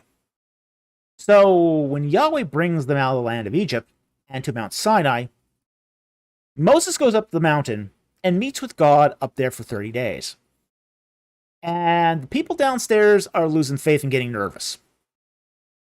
They're thinking Moses abandoned them. They're thinking God abandoned them. They want another God. Okay? Because they're being faithless. So they want a cow. Okay? This is default worship. The Egyptians had many cow deities. Okay? It wasn't just Apis. Apis was one of the cow deities, but you also had Nevis. You had Hathor. There's a lot of cow deities running around Egypt. I think last I counted there was about a dozen of them. Someday I'm going to make a video just on the cow gods of Egypt. I mean, it's an interesting thing all of its own. But there's several of them. So we can't actually be sure which cow deity the Israelites are worshiping. It's even possible that this is a representation of Baal. Okay. That's a possibility. Because one of the things that we see on representation of the deity Baal is he's supposed to stand on the back of a bull. So, just like Reshef stands on the back of a horse, Baal stands on the back of a bull. And this is symbolic. This is common in Canaanite deities. So there's even some potential here that this was not just a calf, but this was a Baal idol. In fact, this is one of the big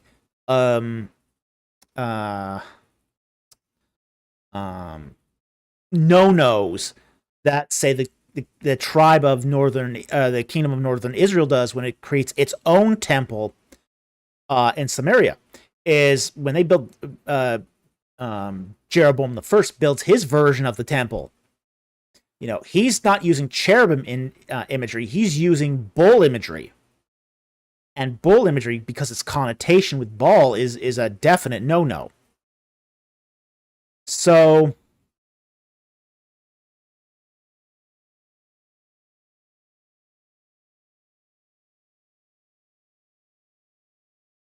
okay, we'll take that in a moment here.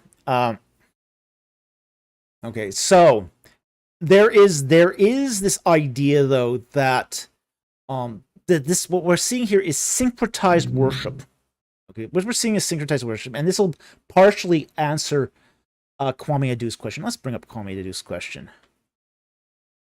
It's a valid question.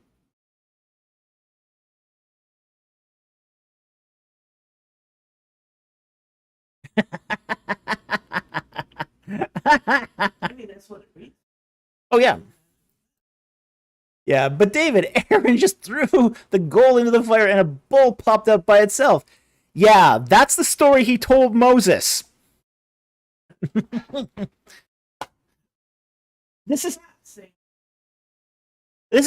like saying to your teacher, the dog ate my homework. Okay? This is what's called denying responsibility.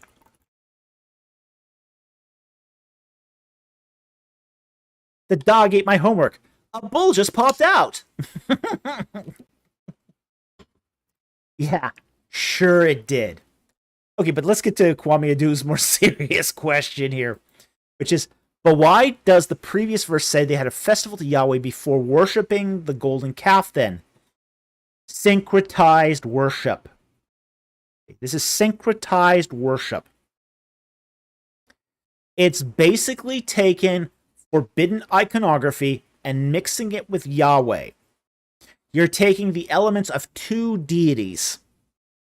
The aniconic image of Yahweh, which we were told in the Ten Commandments, you shall not make a graven image of anything that's on the earth, in the sky above, or in the waters beneath the earth. Okay? This is that calf that's on the earth. Okay? And you're combining it with Yahweh worship. So it's aberrant Yahweh worship.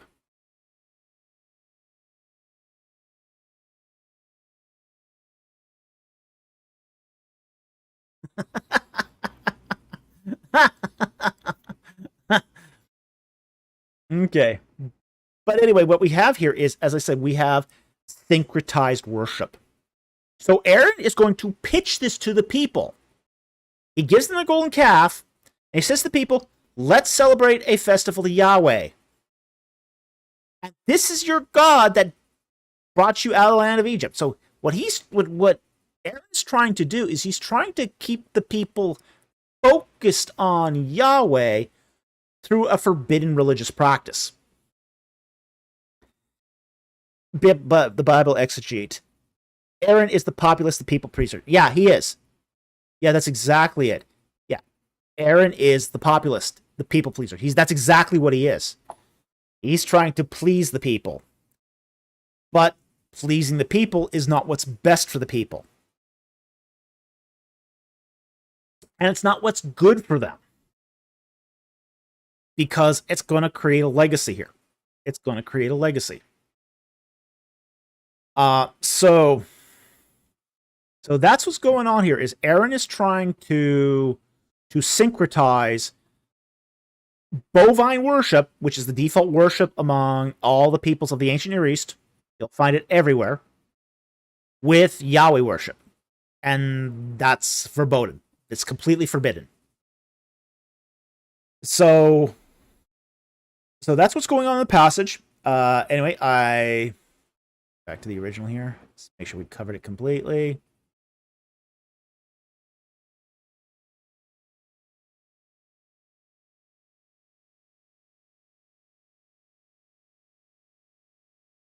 Yeah, I think that was a Michael Smith question, wasn't it? 9.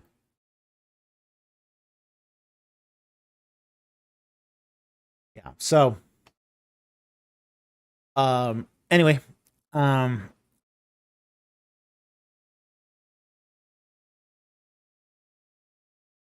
yeah. So again, this is again syncretized worship.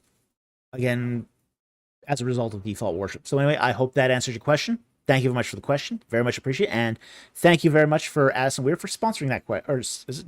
Yeah, sorry, Jack Ray for sponsoring that question. Okay. Next question here is from Polycarp Salavarieta for 199. Thank you very much for the super chat. What are the cherubim? Why are they on the ark? Okay. Cherubim are winged goddesses, essentially. They're winged goddesses that are used to protect sacred space from defilement. Why are they on the ark? Because the Lord God met with the people above the ark. So there had to be a section of sacred space that's protected by cherubim to prevent defilement. That's the entire reason right there in a nutshell. It's to prevent defilement. Okay? Now, we don't know why exactly they are represented as females, but they almost always are. So, while we kind of think of angels today as more masculine figures, or even as lions, in the ancient Near East during the Bronze Age, they were thought of as females. And winged goddesses. So, their arms would also be the wings. So they weren't these 6 winged figures that you're going to find later on in Iron Age cherubim. They're a different iconography. But that's why we find them on the ark, is they're creating that sacred space above the mercy seat. So anyway, I hope that helped. Thank you very much for the super chat. Very much appreciated.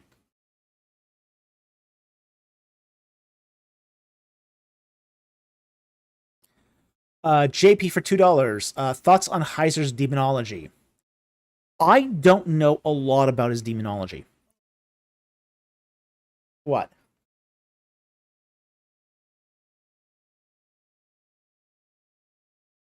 It might. I think it is a Charlie's Angels ref.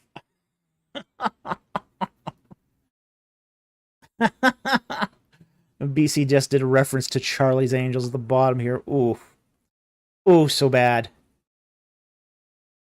Good morning, angels. Good morning, God. Yeah. Yeah, he admits it's a Charlie's Angels reference. Ooh. Ooh, bad. Bad. The original Charlie's Angels, yes. Okay, let's get back to the super chat.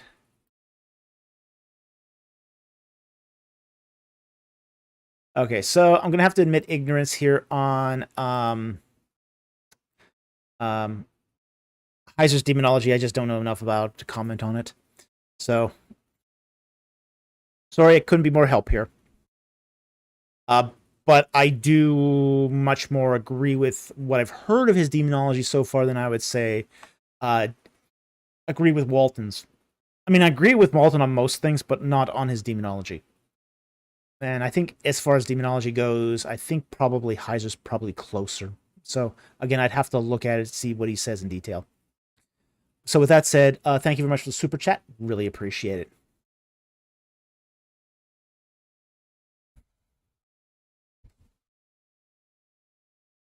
Okay, Krista Malice for $10. Thank you very much for the super chat. Are you aware of William Propst's paper that argues that there's a P text that has some J and A thrown in, interrupting the throw, but Ezekiel quotes the full P continuous without J and E? If so, thoughts? Prop loves that documentary hypothesis thing. I just don't buy it. I just don't buy it. I have got some issues with some of those things that Prop says. I have found myself more than once disagreeing with Prop. I mean, I disagree with his justification for saying why child sacrifice isn't a thing. I there's some leaps in logic that I find that Prop does sometimes that I just can't get into. This is one of those. Okay. I don't think you need to have a J and E here to exclude part of the passage in Ezekiel. You know, I just don't buy it. You know, but then again, too, those who believe in the documentary hypothesis believe prophets before Pentateuch. You know, that was Wellhausen's line. Prophets before Pentateuch.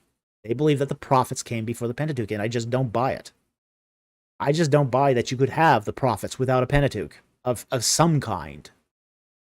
So, you know, I'm just not buying Prop's ideas. So anyway, thank you very much for the super chat. Very much appreciate it. I haven't read his paper, but just prima facie, I don't buy it.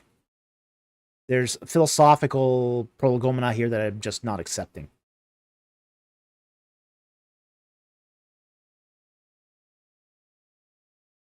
Polycarp Salvarieta for 499. Thank you very much for the super chat. Do you believe the apparition miracle in Zaytun happened? What do the facts say? I don't know much about this miracle. I don't know anything about it. You might have to explain this one to me. I'm not familiar with this one.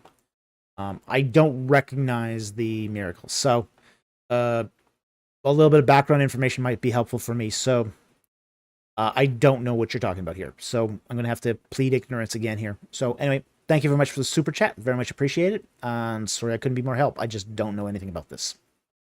At least not by this name.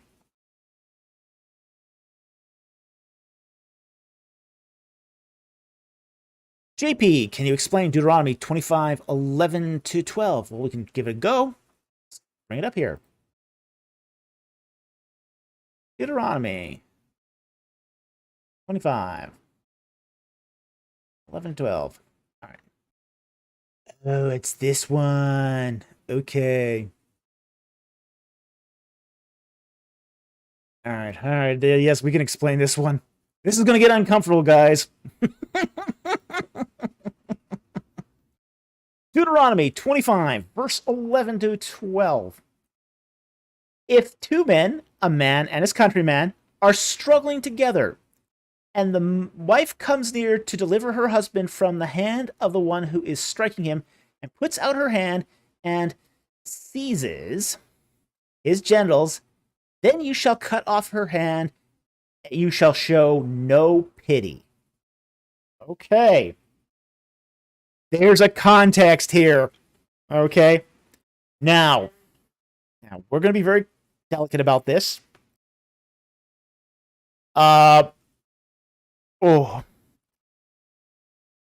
This is not.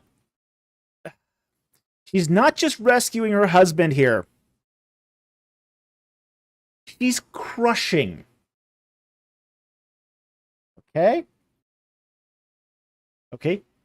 Yeah, she's crushing. Now, the crime here is she's killing off the countryman's posterity, diminishing the clan. This is diminishing the clan. She is ruining the guy's chance to procreate. That's the issue. No, Andrew, it's not an affair. It's a destruction. It's a destruction of property, family property. Okay? Now, we have to understand, too, that this crime has been mentioned in the law codes of Mesopotamia, too. We find this in the law codes of Mesopotamia. the crime, the punishment for this in the Mesopotamian law codes is death.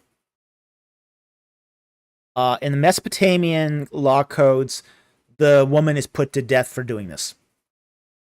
So this is getting off light in the ancient Near East, believe it or not. So Blade.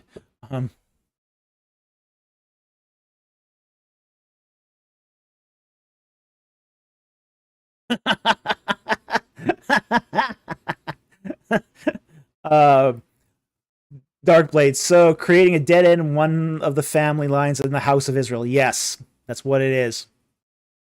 Empty desk. Suddenly realize why I don't like reading law codes.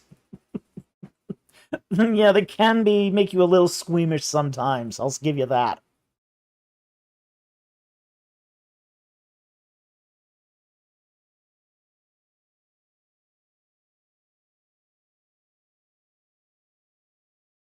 Michael Smith, symbolic revelatory version of this passage. Symbolic and literal. She's ending a family line. She's ruining this guy's ability to procreate. Yeah. So yeah, there's. I mean, even if the guy has children already, she's ruining any future chance of him having children. So this ends his posterity. But that's actually we even see believe it or not, there's even a few places where we actually see this in text, in iconography, believe it or not. Like we see this is actually shown on some Greek pottery. We see this where a woman is grabbing and crushing a man. So, this is not restricted just to, say, Israel. Yeah, it's not restricted to the individual. Yeah, this is a societal problem. This is clan. Yeah, this is clan culture. This is totally clan culture. So, yeah, this is important. So, this is not being unfair to the woman, not in the slightest. Yeah, the fact that they only take off her hand, that's actually an act of grace.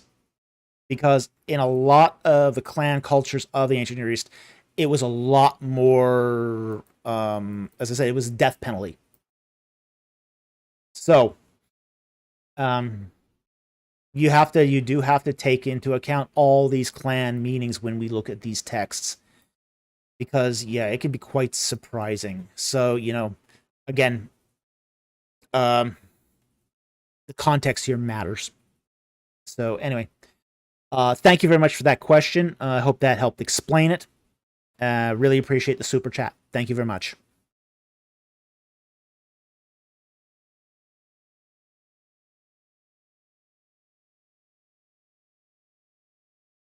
Okay, Polycart Salavarieta for 199. Thank you for the super chat. Can one believe Adam existed if there's no data? Well, sure you can. You can believe a lot of things existed without actually data. It's better to have data and believe, faith is based upon evidence.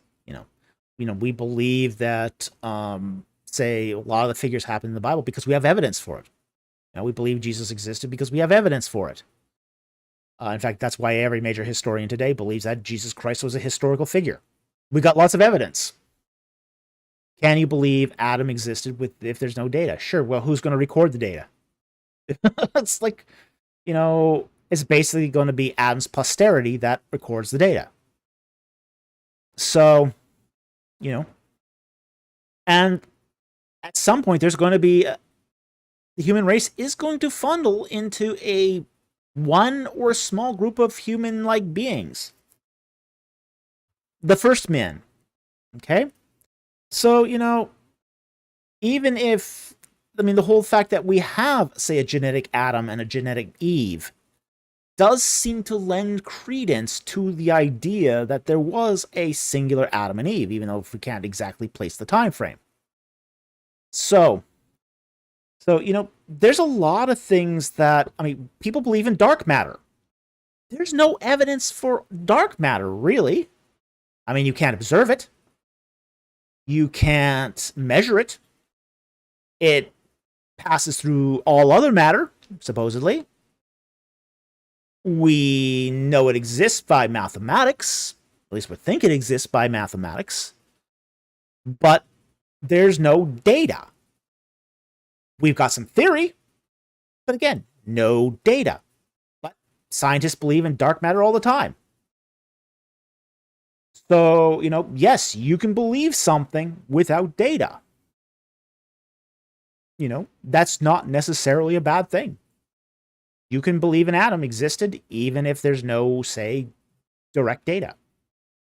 So anyway, I hope that helped.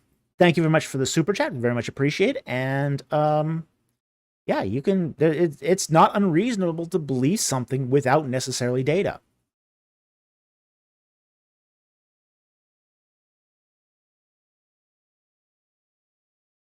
Okay, NeuroJack for 499. Thank you very much for the super chat.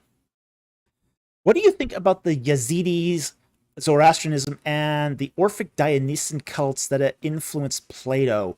Do you think there's influence Abrahamic? Not of Plato. Plato was actually much more influenced by the Pythagorean school. Plato comes out of Pythagoreanism. So, the Yazidis are a different kettle of fish again. That whole sort of branch of Messianic Islam is very interesting. Zoroastrianism, Dionysian cults that affected Plato. Well, yeah, I can see Dionysian and Orphic cults affecting Plato because he's in Greece. That would make sense. So, that's something that I think would be reasonable. I don't see any direct influence though from Abrahamic cults to Plato though. Having read a lot of Plato. I read a lot of Plato. I did a huge portion of my undergrad in Platonic and Aristotelian philosophy. So, and I didn't see anything in there that stands out as being Abrahamic. So anyway, now there is sort of the god of the philosophers that's also interwoven in Pythagorean philosophy. But then again, too, you also get the demiurge, the aeons, the pleroma, those precursors to Gnosticism too. So anyway, thank you very much for the super chat. Very much appreciate it. I don't think there's a lot more I can comment on that without specifics. But anyway, thank you for the super chat.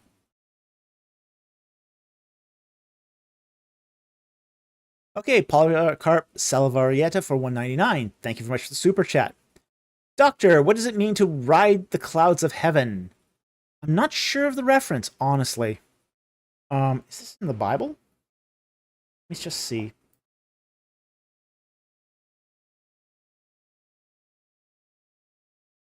Do a quick search here, see if I can find it.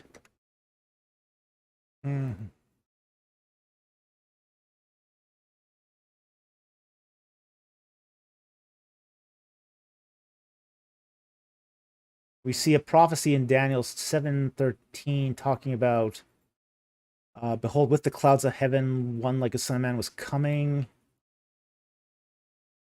Mark 24:64, where Jesus says, Son of Man sitting on the right hand of power, coming on the clouds of heaven, and coming with the clouds of heaven. Mark 14 passage might be different. I want to thank Jack Ray for another 5 memberships. Thank you very much for being so generous to our both this channel and our live chatters here. We really appreciate this. I love the fact that we have a community here that's so generous to each other. It's just so great. So great. I've got the best community ever. Just the best community. A loving, intelligent, well-read, handsome community. You can't ask for more than that. Or beautiful in the case of women. Uh, we got the bestest community. Just absolutely the bestest community. Okay. Now, we don't see any particular passage in the Bible that talks about riding the clouds of heaven. But we do see the with the clouds of heaven. Now, the Apostle Paul does sort of extend this to not being, say, clouds as in, say, the fluffy white stuff you see in the sky that dumps rain every so often. That's not what it's talking about here. It's talking about the heavenly host, the great cloud of witnesses, those who are righteous in Christ, the angels, the good angels, not the bad ones. But basically, that's the clouds of heaven that the Son of Man is going to be coming with. So it's not that Christ is riding the clouds of heaven, but that he's coming with the clouds of heaven. That's different. That's the cloud of witnesses. That's the heavenly host. What they would call in Hebrew the Savaot. The armies of God. Okay? So that includes those who have been redeemed and are righteous in Christ, the dead in Christ that have risen from the dead. It also includes the angelic powers that have sided with Yahweh. So anyway, I hope that helped. Thank you very much for the super chat. Very, very much appreciated.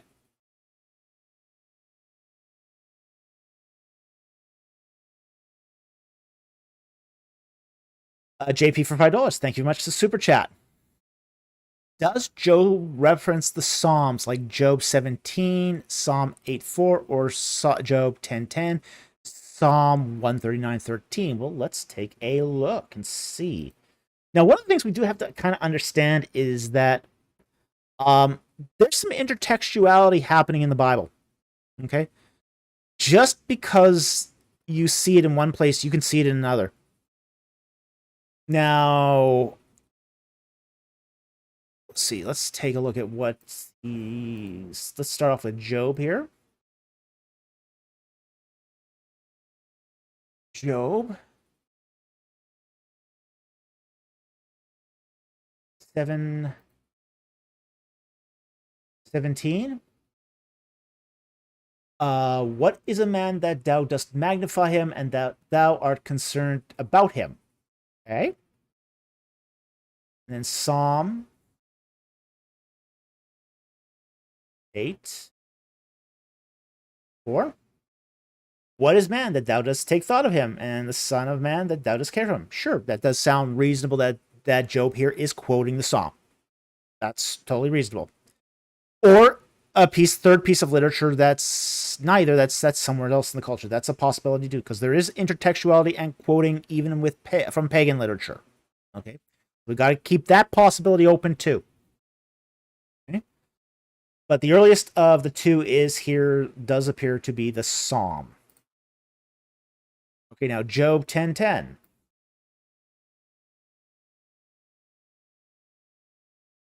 Job 10:10. Did thou not pour me out like milk and curdle me like cheese? Okay, kind of a odd reference, but let's look at the Psalm here. Yeah, exactly. It's a analogic language. 139 and 13. Okay, this one's a little different. Okay, is there? For thou didst form my inward parts, thou didst weave me in my mother's womb. Let me look back at Psalm. Maybe we got a shift in verse. That could happen sometimes.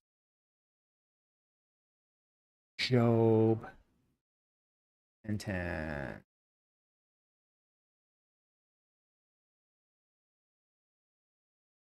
Oh, I think you probably mean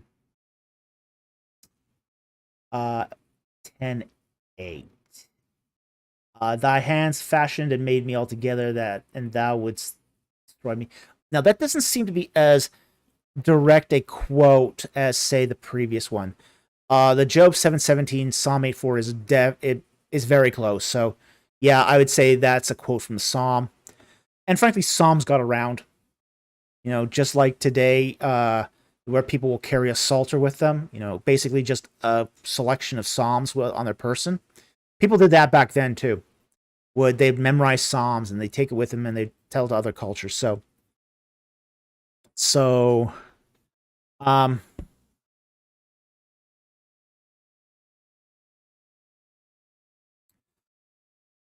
anyway, I'll take that question later on.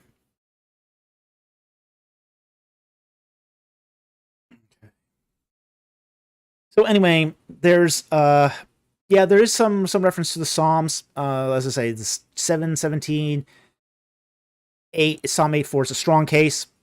Job 10:10, 1, 39:13, not so strong a case. Okay?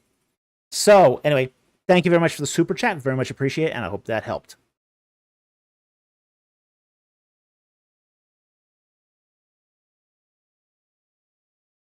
Polycarp Salvier at 4199. Thank you for the super chat. Is Jesus in Daniel 3:25?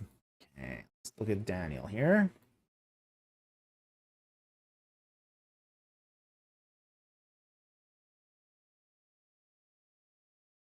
Daniel chapter 3, verse 25.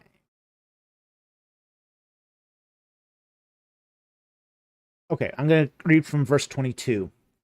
For this reason, because the king's command was urgent and the furnace had been made extremely hot, the flame of the fire slew those men who carried up Shadrach, Meshach, and Abednego.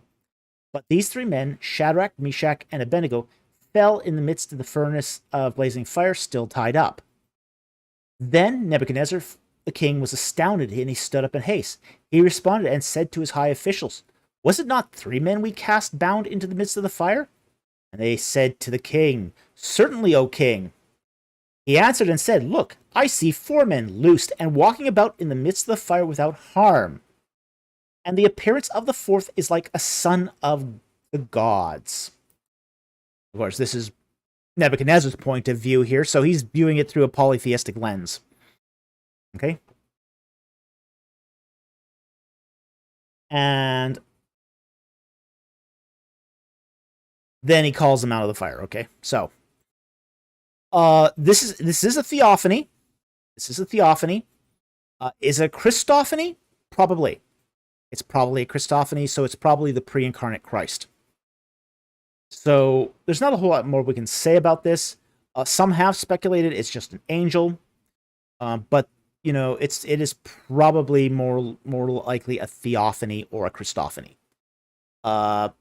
Given that Nebuchadnezzar uses the son, like a son of the gods, it leans more towards Christophany here. And that Christophany, for those of you who don't know, is a pre-incarnate appearance of Christ. So, anyway, thank you very much for the super chat. Very much appreciate it, and I hope that helps.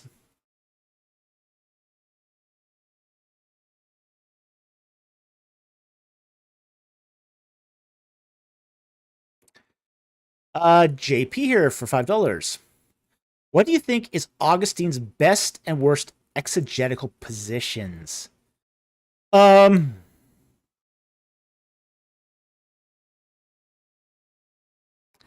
His best exegetical position, I think, has to do with total depravity. That is what I think his best exegetical position is. Okay. Okay, so now let's explain what total depravity is. Because it doesn't mean... Things are falling off my desk now. It doesn't mean that you are completely wicked in your entirety. Okay? Total depravity means that you are sinful to the degree that you cannot make it to God on your own.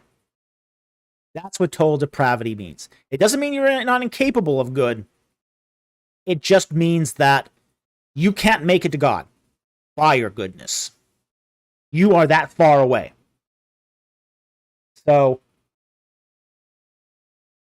that is what I think is Augustine's best exegetical position.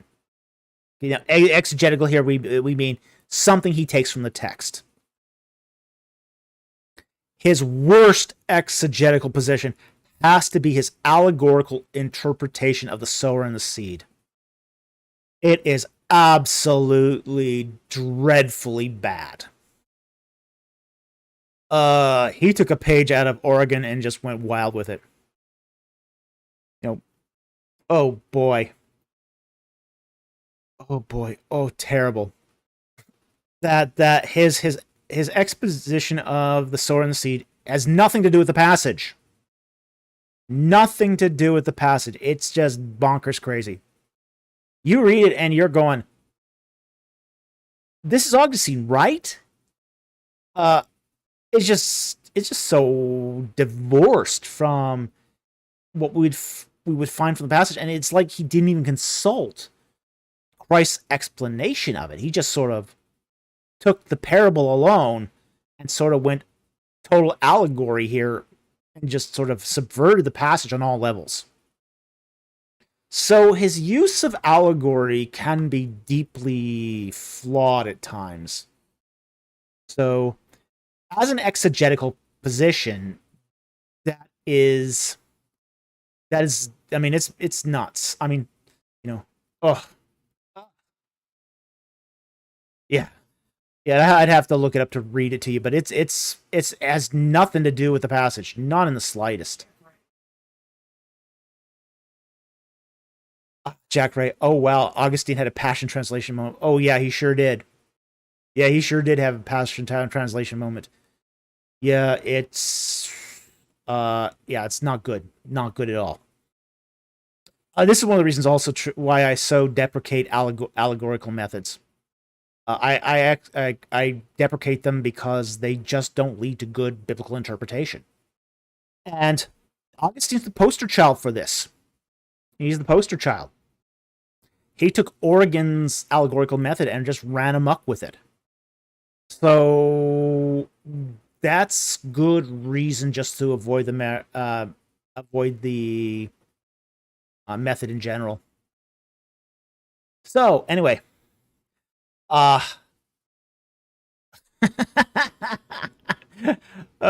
biblical exegete. Origen could have been a creative a great movie director. Yeah, probably. Yeah, Origen got pretty wild sometimes.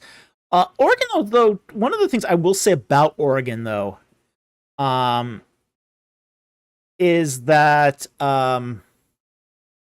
Origen believed you before you could start with allegory, you had to start with theology. Okay, so this is one of the reasons why Origen didn't go off the rails as much as others. Like his student Arius.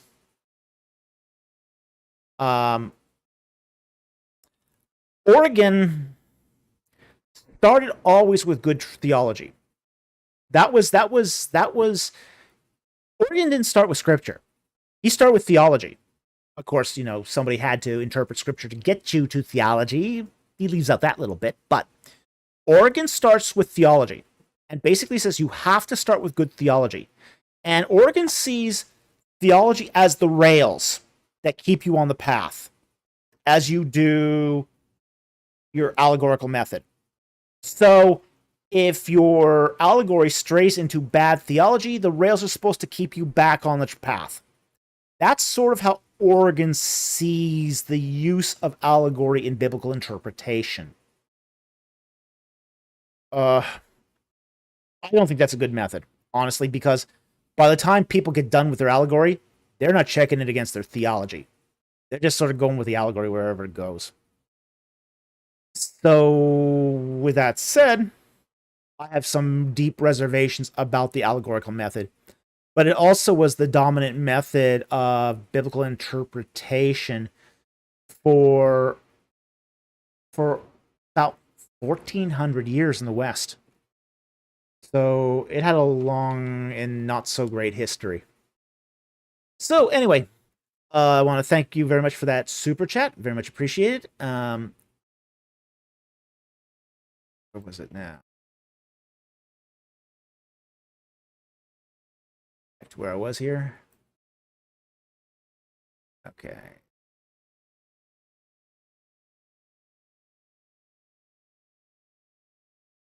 Okay, so I want to thank JP for that super chat.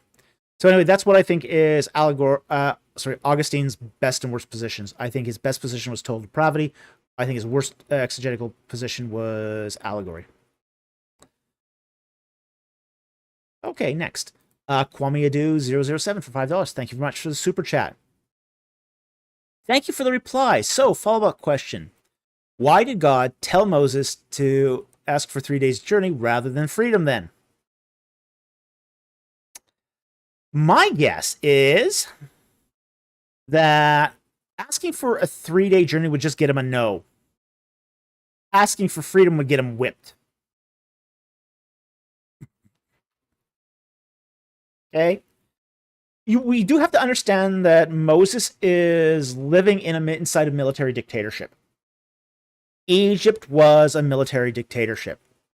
It always has been a military dictatorship.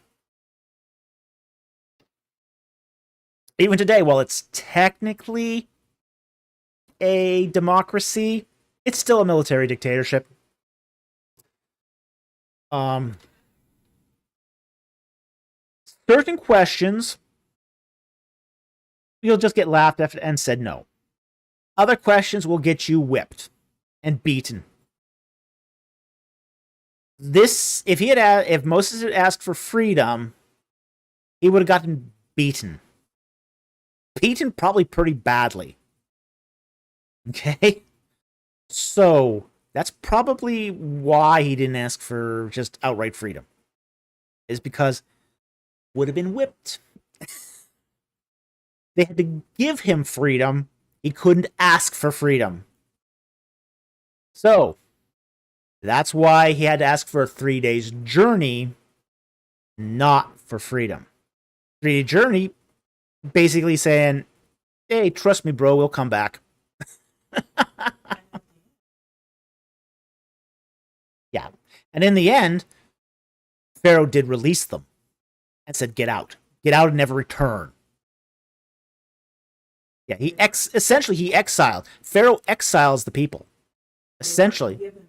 They weren't given freedom, they were thrown out. And then they have, of course, then remorse after that and go, what have we done? And try to round them up again. With a little bit of thinning of the herd there. I mean, there's that aspect too, which is a little bit dark. Very, very dark. Okay? So with that said, that's why Moses didn't just ask.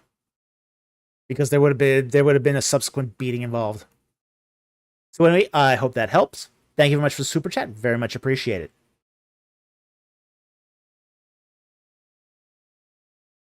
Polycarp Salavarietta for $1.99. How can I become more holy step by step? Oh. Are you reading your Bible? Are you praying? Are you exercising the spiritual disciplines? Okay. Are you studying the Word of God? I mean, really, really studying it, trying to learn everything you can about it.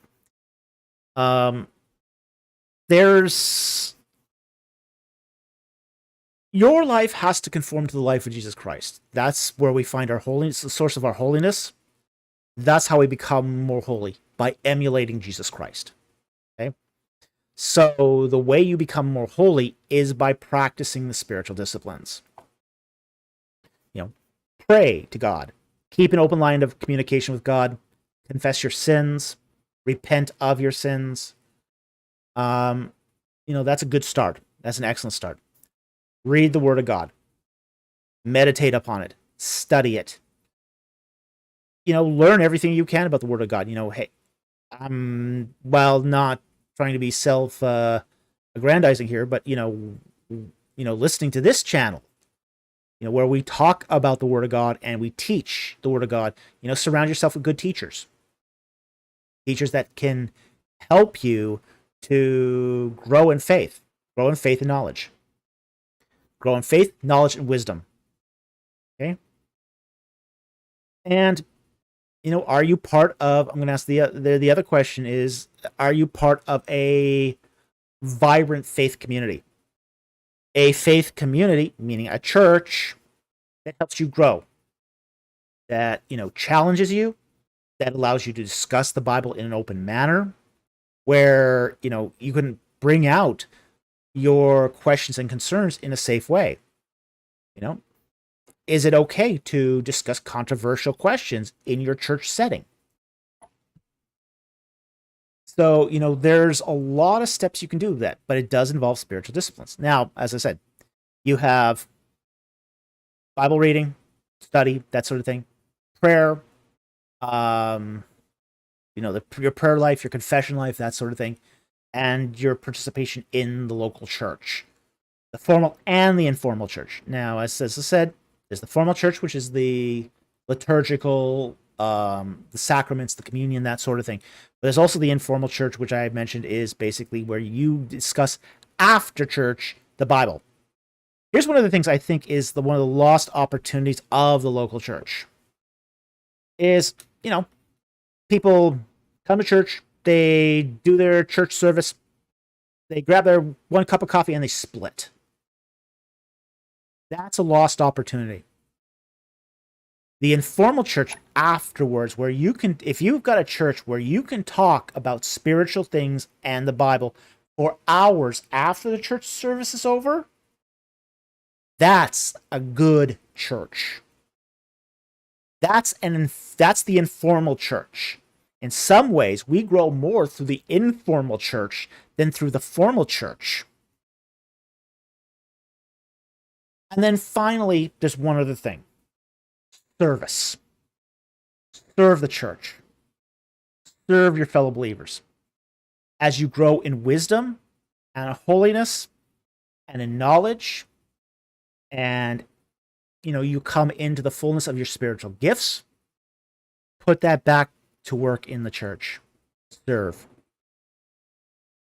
Whether it's in one of the teaching ministries, whether it's a hospitality ministry, whether it's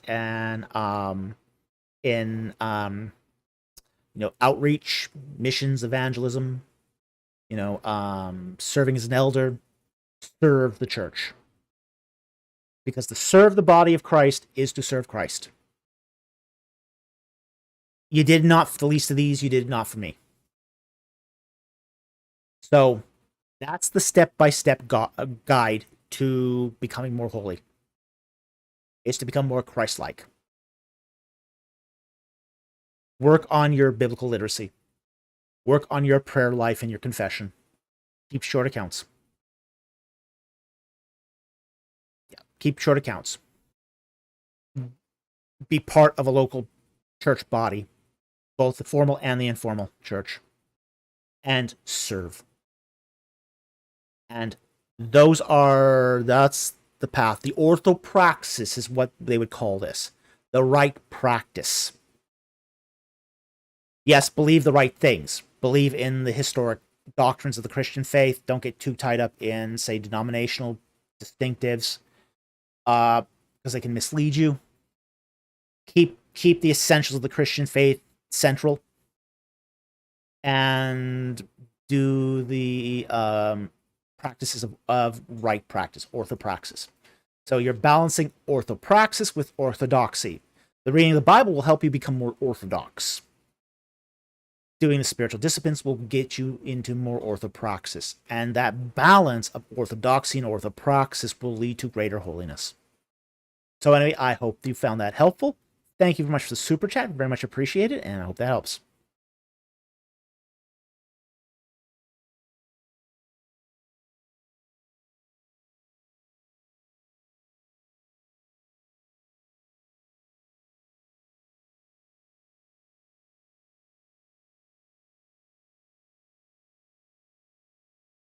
I think we're getting close to the end of the super chats here.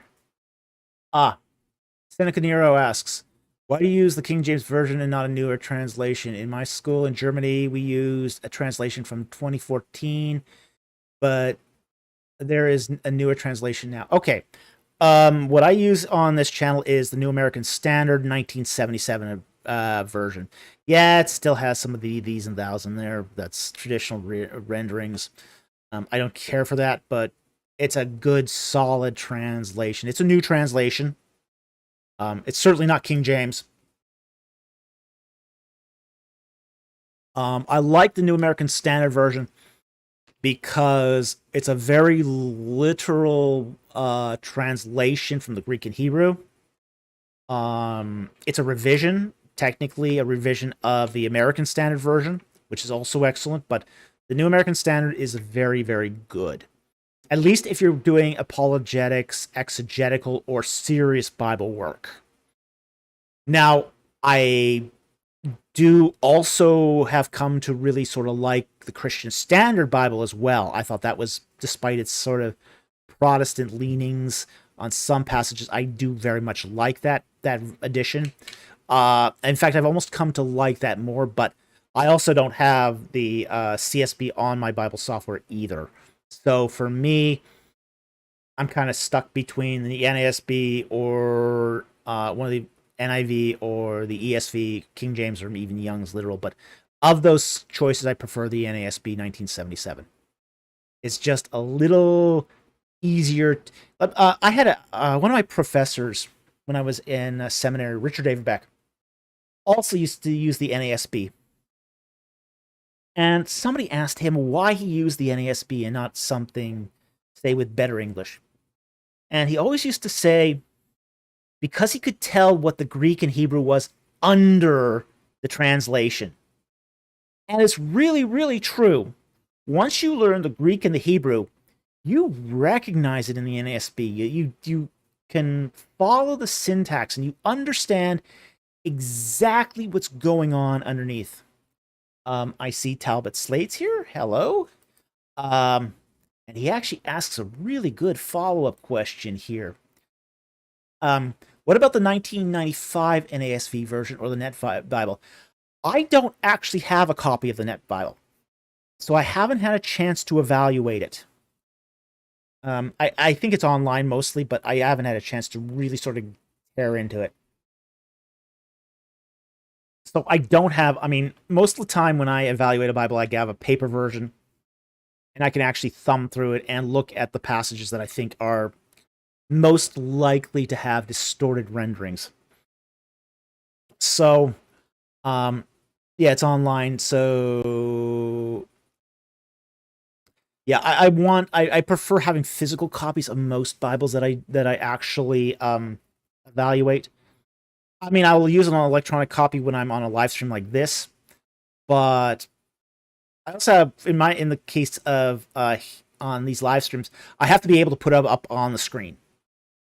And I use BibleWorks for this, and my version of BibleWorks is a little out of date, honestly, so it doesn't have the Net Bible in it. Okay, but with that said, I do have the 1995 NASB. The 1995 NASB has better English in it than the 1977 version, but it does it at some of the expense of the diction and the syntax.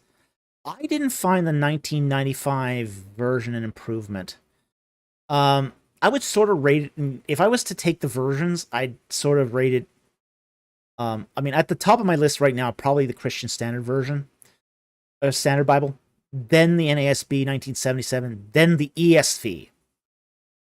I will sometimes consult the ESV because it sometimes has some very interesting renderings that I think are worthwhile.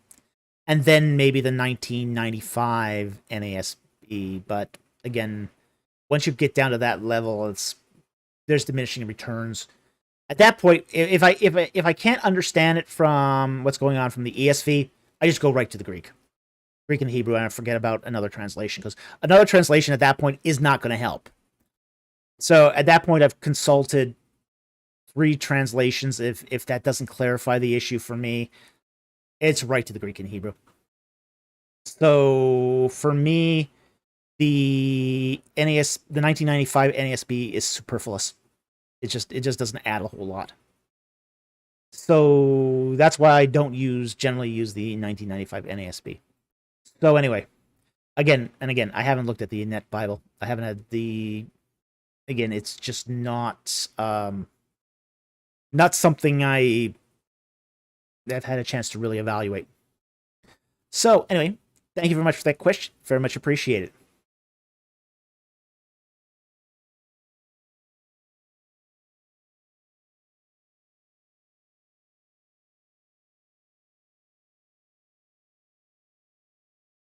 Okay. Where we are here.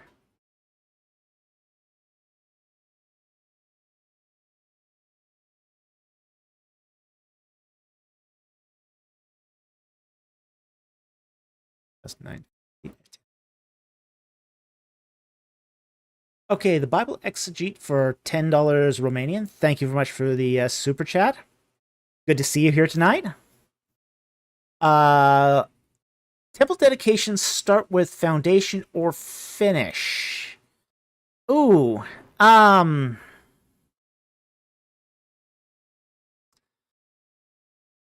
don't know exactly what you're asking here. Are you asking, does the temple dedication, is that done at the beginning of the process or the end? We're not exactly sure. Okay, we do know that there were temple dedication inscriptions. They generally are when they do reference it, they reference the beginning of the renovation or the project, not the end of the project. So when you have a temple dedication inscription, it's usually when it is founded, the beginning of the project. So I think that's what you're driving at here is okay. The Bible Exegete clarifies it a bit here. Right there. For example, does the 400-year stela refer to the beginning or the end of the temple? Are you talking about the beginning of the period or the beginning of or at the time of the dedication? The time, okay. The epoch here, the epoch, when we talk about the epoch here, okay, the laying of the foundation or the finishing of the building, okay, it's the laying of the foundation. If they're talking about the laying of a foundation, Bible Exegete clarifies some more, laying of the foundation or finishing of the building, it's usually either the laying of the foundation or the beginning of the renovation. Because you can have a temple dedication inscription that happens many, many years after the fact for like a renovation, major renovation. So it's usually the beginning of whatever the work they're doing. So if they're building a temple from scratch, they're doing it right at the foundation. Okay? And then they're going to build that temple and then it's done. If it's a renovation, they're going to have that epoch, and then it's going to be at the beginning of the renovation. Okay? So I hope that answered the question. Thank you very much for the super chat. Very much appreciate it. But the temple dedications are usually at the beginning of whatever the major work is.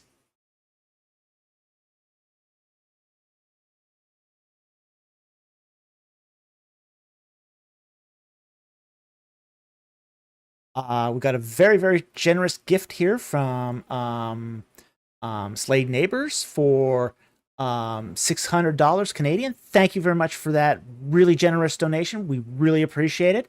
Thank you so very much. It really helps this channel to move on to the next, hopefully, the process of becoming full time, doing this work full time.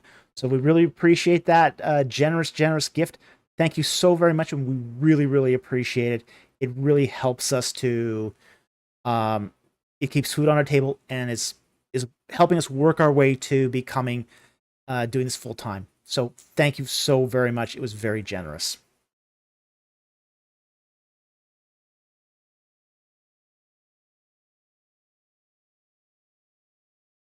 $10.38. Okay. Let's see if we are there yet. Okay, we aren't there yet. So 10:38. Okay, Bon, you're gonna get your question.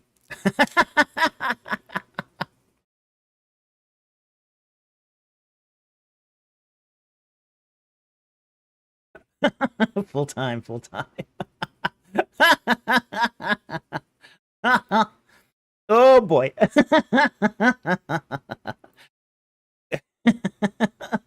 15-hour live streams. Are you kidding me? Full time, full time. 15 hours stream, 15-hour streams. No. No.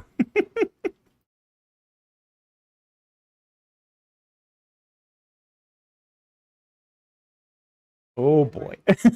Stream all night, Paul Thompson. Oh boy. You guys want to kill me. You guys want to destroy me.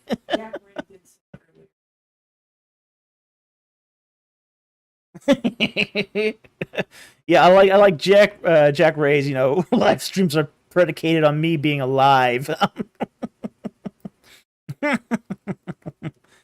Okay, let's get here. Get me back here. Yeah.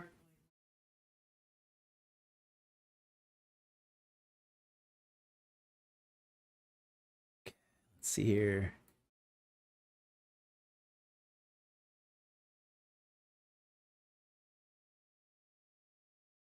Okay, so here's Bonbon's question. Let's take a look at this. Bonbon, why does a song from Neferhotep, circa 1300, say that ancient tombs were extolling life on earth and belittling the region of the dead? What did this actually happen? Was that an Egyptian form of atheism? I would have to look this up in context. I cannot answer this one on the fly.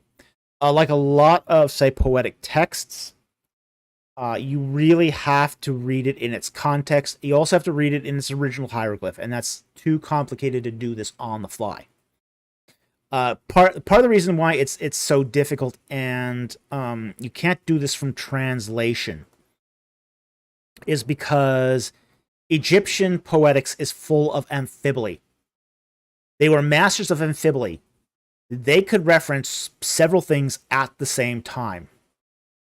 So this would be one of those things where I'd have to really go back and really look at the text, and I'd probably even have to look it up in the hieroglyphic to see what was being referenced here.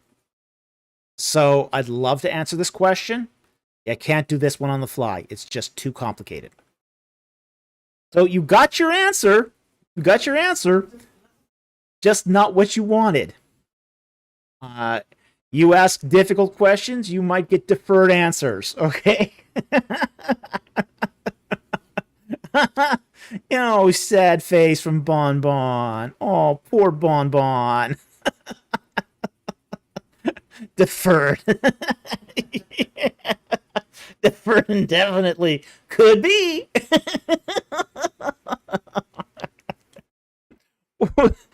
We'll try not to defer it indefinitely.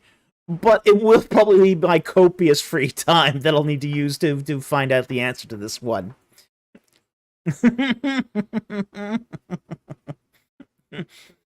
So, thank you for the question. Sorry couldn't be more help.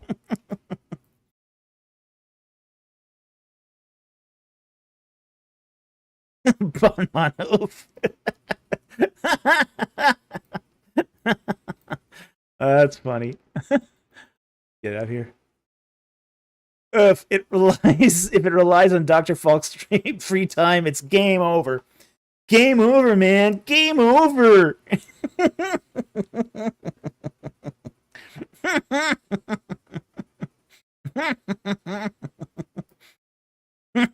Jack Ray puts up an emoji of Mr. Empty Conjecture.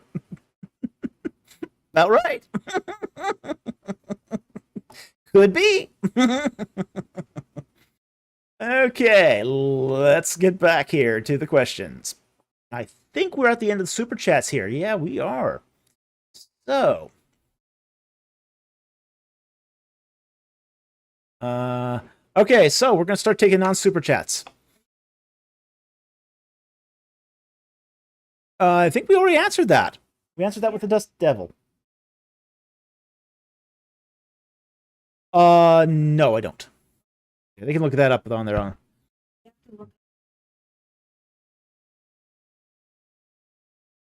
Oh, they have to look up fire tornado? Okay. Okay. All right, I'll take this one from Bon Bon just as a compensation question. What are your thoughts on practical Kabbalah? Literally kosher magic, many books from the older times, and the view that whatever cures one's health and ailment isn't really magic. Okay. Not a huge fan of Kabbalah. I'm sorry, I'm just gonna put this one right out there. And I'm not so concerned about, say, the magical elements about this. I'm more concerned about the Gnostic elements of Kabbalah. There's a saying in Judaism that you shouldn't dabble in Kabbalah until you're 40. There is a reason why Jews say this. They say it because that there's spiritual danger in Kabbalah. It's importing a meaning to various interpretations of the Torah that go, say, beyond just the literal meaning, the deeper meaning, and then, say, the allegorical meaning. It's a step beyond even the allegory. And in many ways, it's very Gnostic in its undertones. Okay. So I have got some deep misgivings about Kabbalah in general. Yeah, I know some people call it hidden Torah, but it's so hidden that it distorts the message. It's not one of those things. It's really Gnostic. It's really Gnostic in its undertones. Yeah, I mean, yeah, we have well, in many respects, yeah, it is Gnostic. It's hidden knowledge. It's hidden knowledge. That's what it's why it's got the reputation of hidden Torah, and that's what Gnosticism is. It's an attempt to give you secret knowledge. So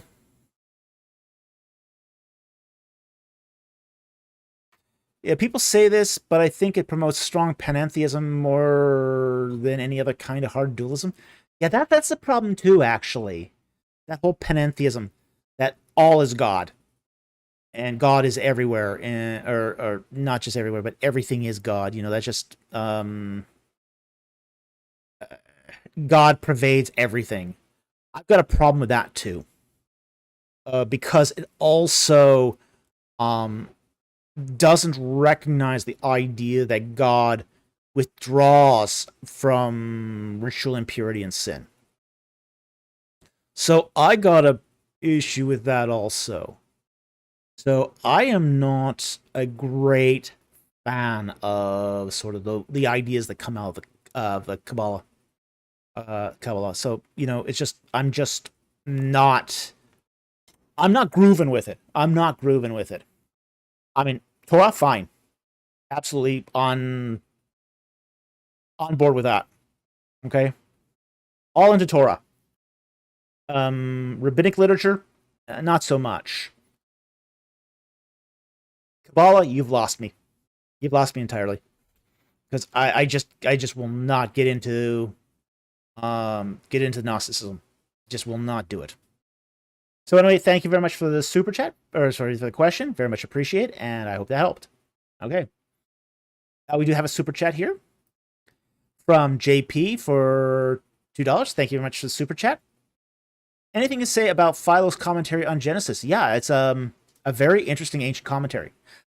Philo is actually a very important source. Now, some of his commentary is not accurate.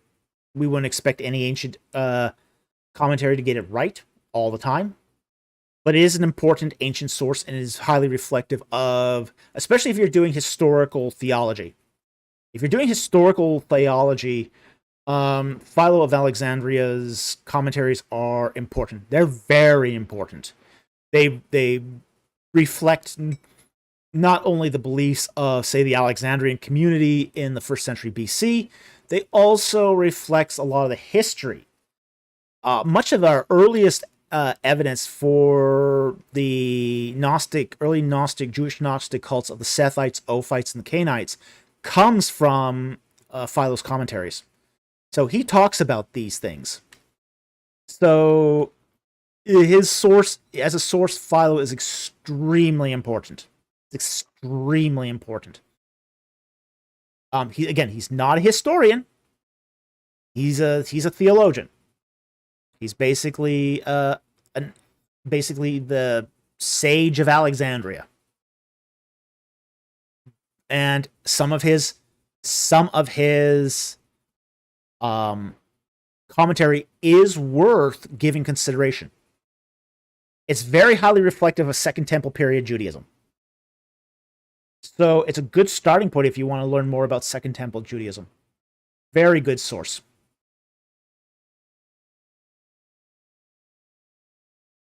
So I'm actually pretty generous towards Philo, but again, understand where he comes from. He's a 1st century BC source. Things he's going to get right, things he's going to get wrong, things we're going to advance beyond him. But again, he's an important source. It's one worth considering. And he's very representative of Jewish beliefs that were found at Alexandria. So anyway, I hope that helped. Thank you very much for the super chat. Very, very much appreciated. Okay, I'm just going to take a brief 5-minute break here, and I will be right back to take your non-super chat questions.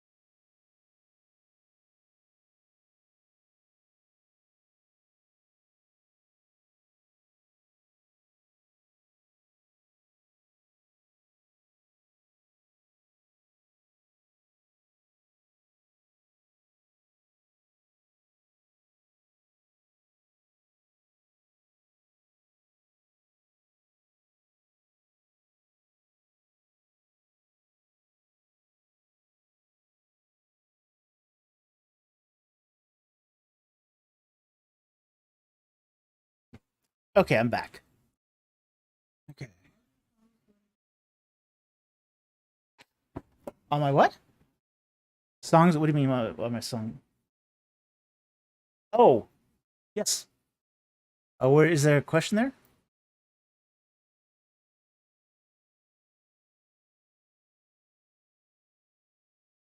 810.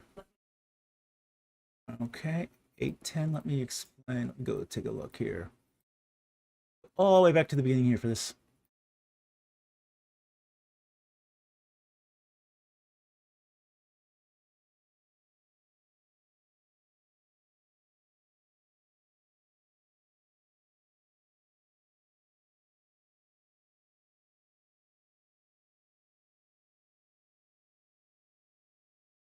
Okay. Let me explain. Followers of the Shepherd asks, are your songs also on that account or a different one?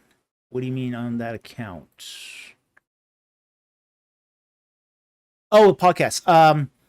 No, the songs are not on that podcast. I mean, I could put them out there, but you can find them on YouTube. I mean, they are on YouTube. They are in the link below. So, they were published. So, you can listen to them all for free on YouTube. So they are there. I just have never thought to put them out on Spotify. mean, is that something people would even want me to do, is to put my album on Spotify? Now, I'll probably get a copyright strike from my own publisher, even though I have permission to do it. Because I gave myself permission to do it.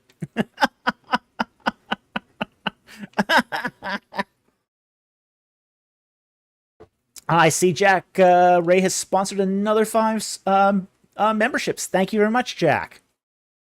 So, you can already listen to my songs on YouTube.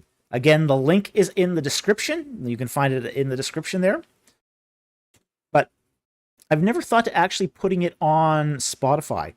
We could do that. I mean, I can't see, although it would get the ire of a song publisher, my song publisher, and I'd probably have to get some paperwork to get that fixed, should that ever happen. But so I'm a little careful about that. I mean, I do put my songs at the beginning and the end of my the podcast, just like I do on the live streams here. So we'd have to look into that. So it's on a different account. It's on the Velocirabbit account on YouTube. As I said, it's down. The link is in the description. So anyway, thank you very much for the question. Yeah.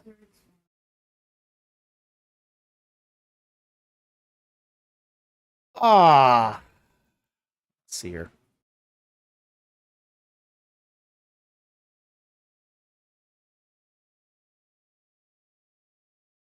Yeah, that one's tough.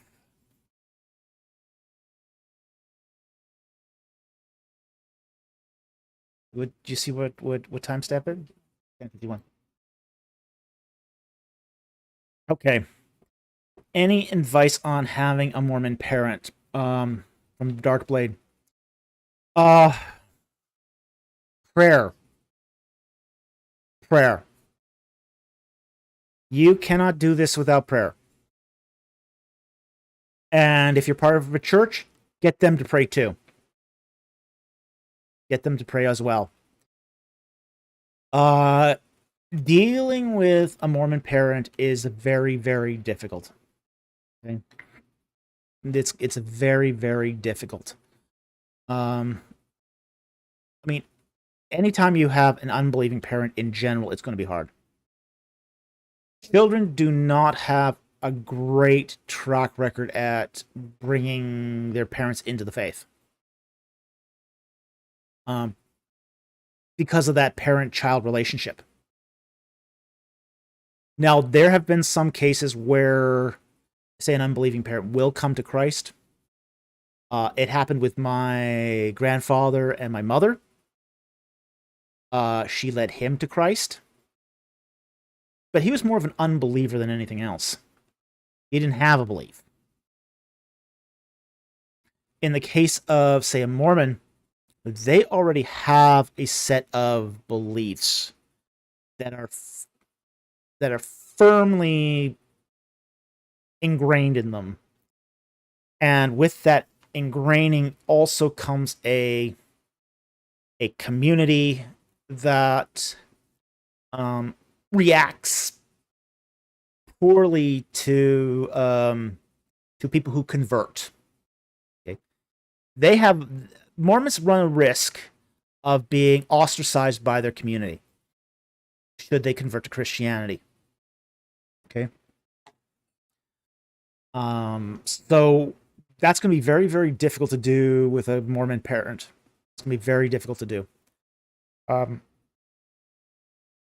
I would recommend a few items. I mean, first of all, your relationship with your parent is the best evangelism tool you're going to have.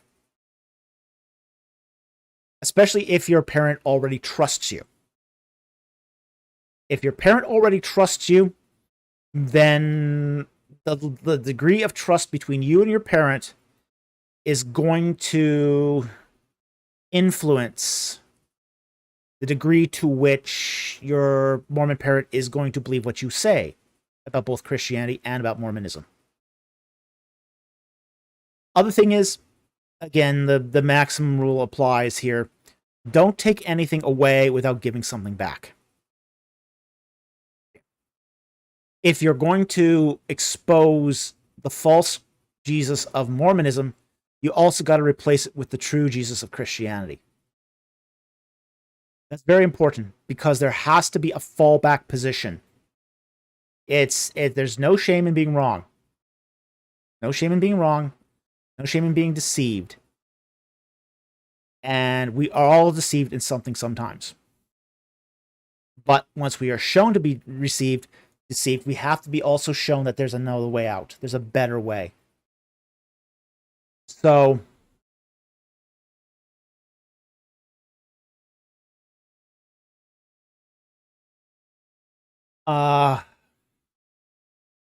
yeah, unfortunately, that's the wrong approach, N.A. Odessa. He says, just show them why they're wrong. And we're 100% rational beings, so they will instantly accept it and move on. No, it doesn't work that way. That's pretty much the way to ostracize them. Yeah, we're not 100% rational beings. We're 100% emotional beings. You know, our... yeah, we process things through our lizard brain first. Our emotional centers. That's where we process things first. That's where our fight and flight is. That's where we see danger. Well, I hope you're joking. Okay, I'm glad that was a joke, because that would be the wrong thing. Yeah, I'm glad you're joking about this, because boy, that would be the wrong thing. But we do. But did Buzz bring up the point that we do process everything through our emotional centers? Now, there comes a point, too, where if you want people to change, and take this be very, very careful about this. They have to be uncomfortable. You can't keep them in a place of comfort. You don't want to terrify them either. You don't want them thinking that they're in such danger, because then they'll shut off and run away. Okay? But you want to disturb their intellectual belief system in such a way where they have to reassess. This is what's called cognitive disequilibrium. And you could do this by introducing an uncomfortable fact. Or, something that's a contradiction between Joseph Smith and the Bible. Okay, there's a contradiction here and there's a contradiction here. How, between the two accounts, how do you reconcile that? And then you leave the burden on them. And then they have to go through that process of trying to reconcile it. So you ask them questions. Okay, I understand. Mormonism believes that there is many gods. What do you do with, say, Isaiah 44:6, where it says there's only one God? Now they have to reconcile that. Oh, and they'll probably come up with something, and then you got to go to the next question. Okay, you think it means one in purpose. Well, what do you do here with this other Isaiah passage that says, I know of no other God? And that's how you sort of engage. You have to it's kind of like, how do I say this? This is like spiritual jujitsu or spiritual Aikido, where the purpose of getting people to move to a new theological position based on you keeping the person off balance but not falling. Okay? You don't want them to fall, but you want to keep them off balance. Because if they're off balance, they have to reassess what they think and they have to come up with new positions. And that's what you want to encourage here, is them formulating and thinking about their theology so they're coming up with new positions. Now, there's no guarantee they'll come to the truth after that, but it's more likely they're going to come to the truth after a cognitive disequilibrium than by either keeping them comfortable or destroying their position utterly. You don't want to do either. You want to get them off balance, though. It even might even involve getting them a little upset or mad. I've seen this happen. I mean, one of the things I've really noticed, and people used to like, especially early on this channel, people always used to lecture me that I would never convince anyone because I get them angry. I've gotten so many people angry on this channel, it isn't even funny. And yet, I've also had a very, very good, say, rate of convincing people.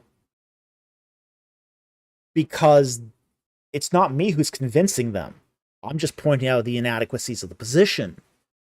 They're going back. They're reevaluating. They're looking at the evidence. And then they're coming back and saying, oh, I hate you, but you're right. It's like, okay, I can live with that.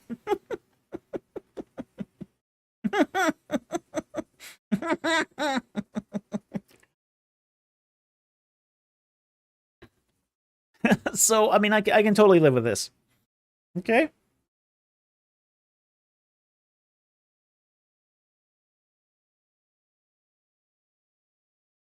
So,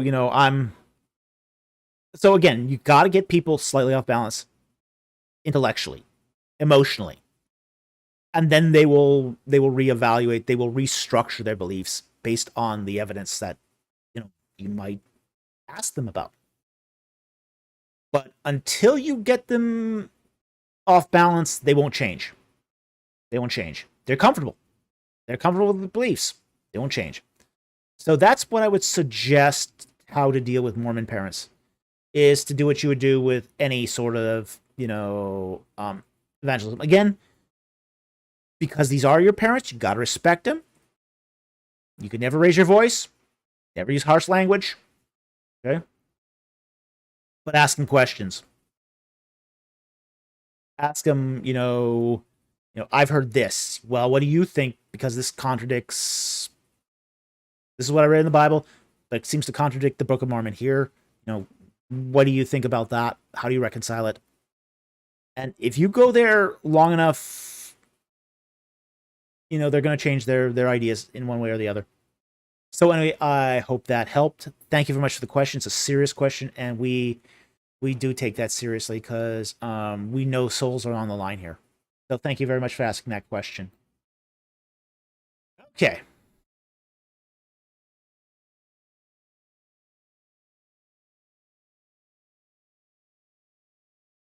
Okay, next one here.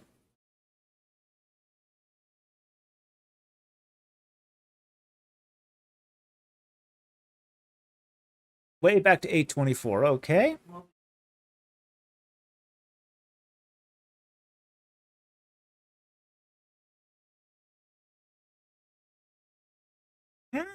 That's a great question.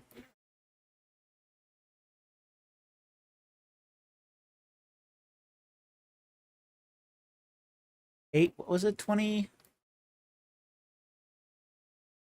824. Okay, that's a good question. So let's take that.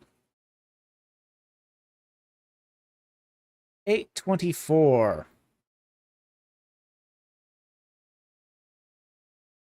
All right, 501 Mobius.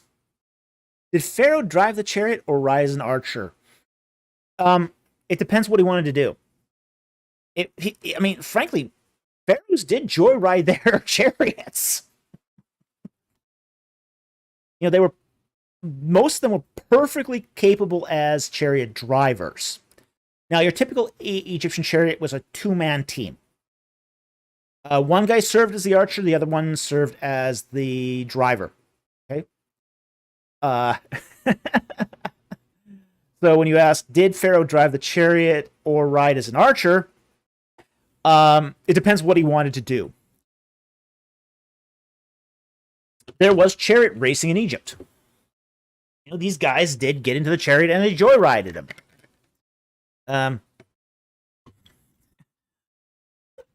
Hot rod their chariots. And theft chariots.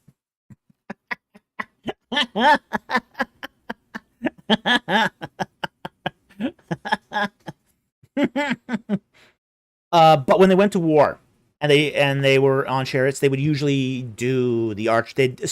When Pharaoh commanded their armies into battle, they would usually assume the archer position. So, so it depends on what they wanted to do. Generally, when they were doing archery or going to war, they would do the archer position. If they wanted to just joyride, they would take the driver position. So it really depended. But most kings were capable of doing, at least in the New Kingdom, were capable of doing both. So anyway, thank you very much for that question. I hope that helped. Okay, it's 11:15. We'll take a few more non-super chats, and then we'll probably call it a night.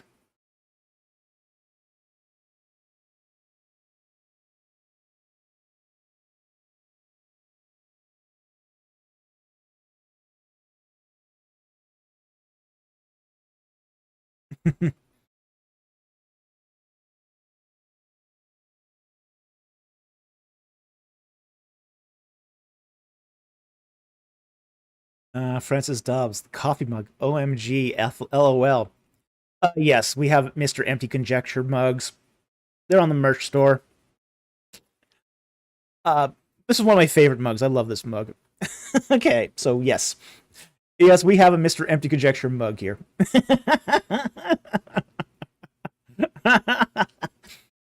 All right.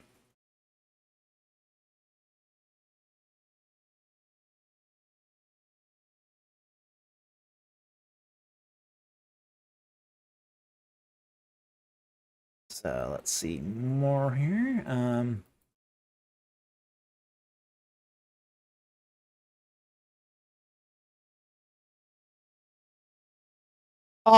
Okay. I'll take this one from BC. Why did the Israelites demand meat in the wilderness when they had flocks? The reason is because flocks only give you calves and kids once a year, or very irregularly. Okay. That's sort of the problem with doing pasture. That sort of husbandry is there's limits to how much they could consume of their flocks without diminishing the numbers. Once you just diminish a certain number of members from a flock, it doesn't recover so fast. So they needed to supplement their diet with what they found in the wild. So that's why they're demanding meat in the wilderness. Is they just did not have the sustainability of the flocks to feed everyone. So that's the quick answer. Is because there's just not enough. You just can't feed that many people on the flocks they had. So anyway, thank you for the question, and I hope that helped.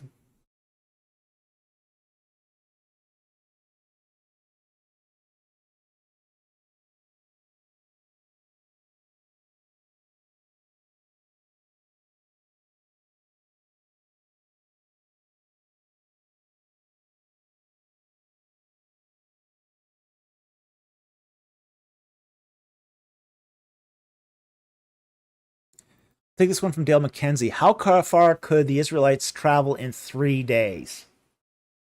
They could get quite a ways in 3 days. If, like, for example, if they had taken the way of Shur, which is cuts from essentially the Wadi Tumalat to Hebron, they could cover that in about 7 days. So a 3-day head start is a significant head start. So they would make it about, I'd say about 35-40% of the way. So that's a lot of ground that they could travel in just 3 days. Now, Caravans would make that in 7, most 8 if they get stuck for some reason. So it's generally the way ashore is a 7-day trip. So they could make it about 35% of the way, roughly. But that would be a super dangerous way to go and not a good route. Especially not with flocks. You don't want to go without that route with flocks. But you could make yourself scarce in 3 days easily. There's more than enough ways you could go on the Sinai that you could end up, say, going way ashore, road to Horus. You could go down to Rephaim through the Wadi Faran, which is what the Israelites ultimately did. You could even conceivably go all the way down the tip and come back up again. That's possible to do. But there's a whole lot of various different routes they could have taken. So 3 days is, yeah, they won't find you again after 3 days. So anyway, thank you very much. Hope that helps. And I saw just an interesting question here from Andrew Graham. I'll take.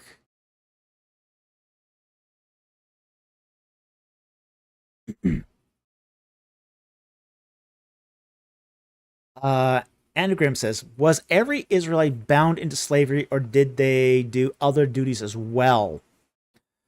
They did other duties as well. Now, not every, say, son of Jacob was bound to slavery. Okay, not every one of them. Some of them did serve in other functions. Some of them were craftsmen. Some of them, and the line here between slavery and, say, serf is a fine one at best. Even those who weren't technically slaves weren't actually free to pick up and move to other locations. So there's always been this question, the question is never, are slaves free, but is anyone else free in Egypt? That's like, for example, hereditary governors weren't allowed to leave their provinces. That's technically they're not slaves. They don't belong to anyone, but they're not free to pick up and leave either. Same with the craftsmen at these workers' villages at, like, Deir el Medina. They're the middle class. They're contractors. They work for Pharaoh, but they're not slaves either. But they're also not free to leave the village. They can never leave the village. So, that's more the big question in ancient Egypt is, okay, yeah, not everyone's a slave, but is anyone free? So, that's going to be a huge issue there. Now, because they were, many of them were slaves, they had to do their daily duties, which is brick making, or some of them did agricultural work as well. And then they had to take care of the home. Okay. So, in many respects, say the men would go out and work the mud pits, but the women would actually go out and take care of the home. She'd go feed the flocks, gather the straw and the stubble needed to make bricks. She cared for the children. There was a huge amount of extra duties people had to do besides their slave duties. And that was basically something they had to take care of on their own. So, yes, they did many of them were slaved, but many of them had to do other duties as well. As I said, some were also did other labor as well and work. Like, some might be shoemakers. They would not be technically slaves, but they did a merchant type position where they did a craft and would trade that craft for other goods. So, anyway, I hope that helped. Thank you very much for the super chat. Very much appreciated.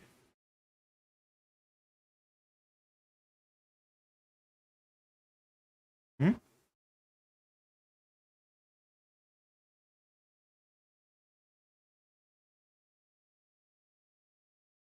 Okay.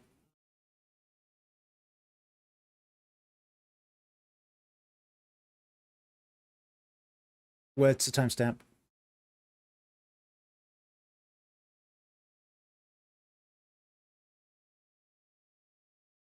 16. You mean the idle one? Okay. Bonbon asks, I cannot understand how Christ is different from an idol. Mary births flesh much like women sculpts a figure. Then the essence of the deity is imbued in the body itself. Okay. There is a couple issues here. Okay. First of all humanity are made in the image and likeness of God. Okay. We are made by God to be filled with the spirit of God's likeness. You know, in verse Genesis 1:26, God made man in his image and in his likeness. In his likeness, he created them, male and female. Okay? Mary is not sculpting the flesh. Okay? The woman is the host of what God builds. We see this with the I think it's the prophet Isaiah who says, "O Lord, you've knit me in my mother's womb, for I am fearfully made." The prophet is basically saying God is doing the making. God is making the human being inside the womb. God is responsible for mankind. It is this sort of the responsibility of the making is God's, not Mary's. So Mary is not making the figure. She's not making an idol. God is making the flesh.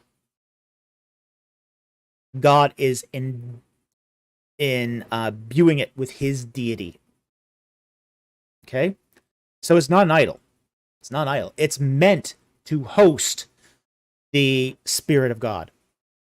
His spirit and his living essence. Okay?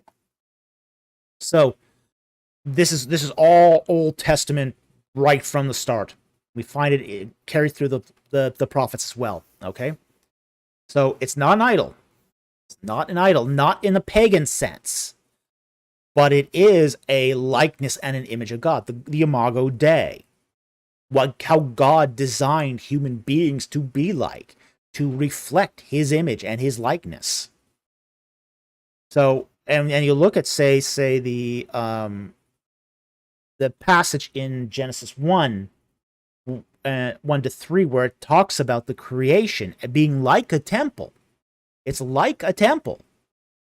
And in the Holy of Holies, God has mankind to reflect his image and his likeness.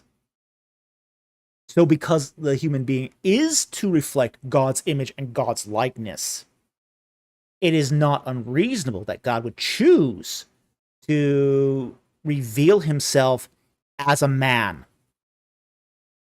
Now, he's fully God and fully man, but he's fully man as well. Okay? So, Mary is not sculpting anything. It's God that's doing the sculpting. And an idol made by God's hands is not an idol. It's not an idol. It can't be. So, so it's just one of those things. It's just like, okay, God can do it. Yeah, Derry, please don't stir the pot. Okay? We don't need that. And if he continues to do it, time.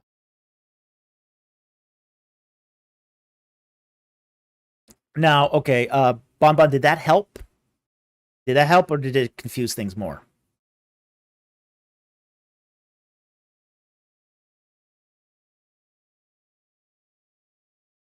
Okay, well, until I get a answer back, he's not listening to me. Okay, more confusing. All right.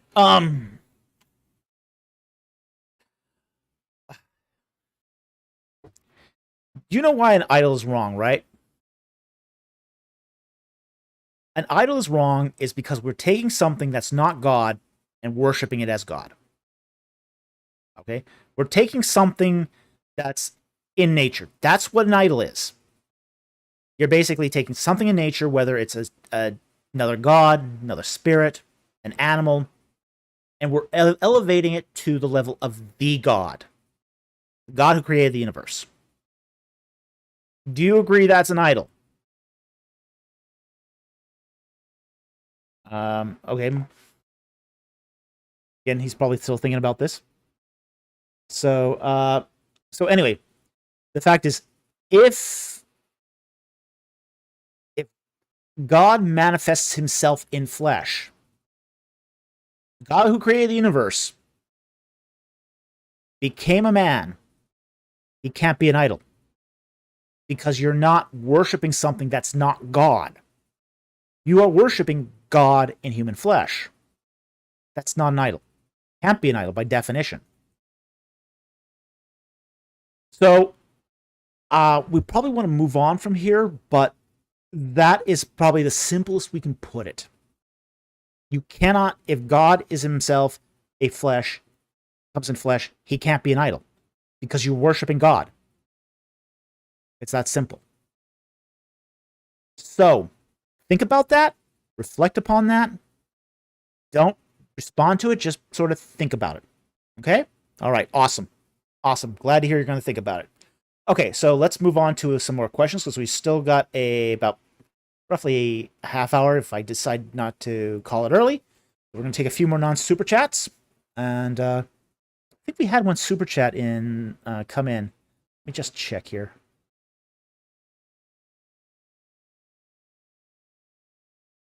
Yes, we did have one from Lego David here.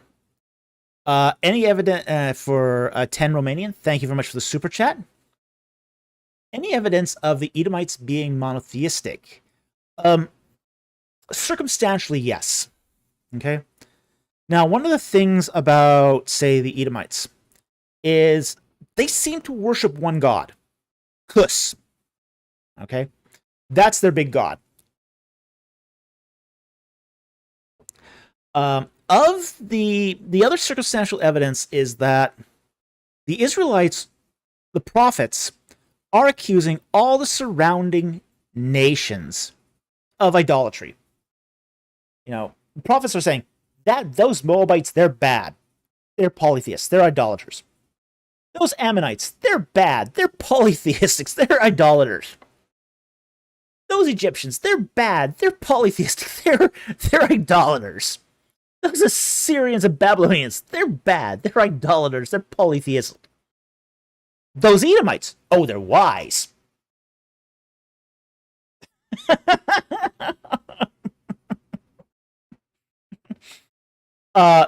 You're not going to accuse them of being idolaters and polytheists?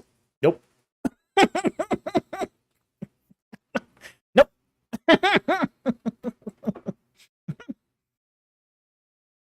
The scriptures do say that that Edom is a source of wisdom.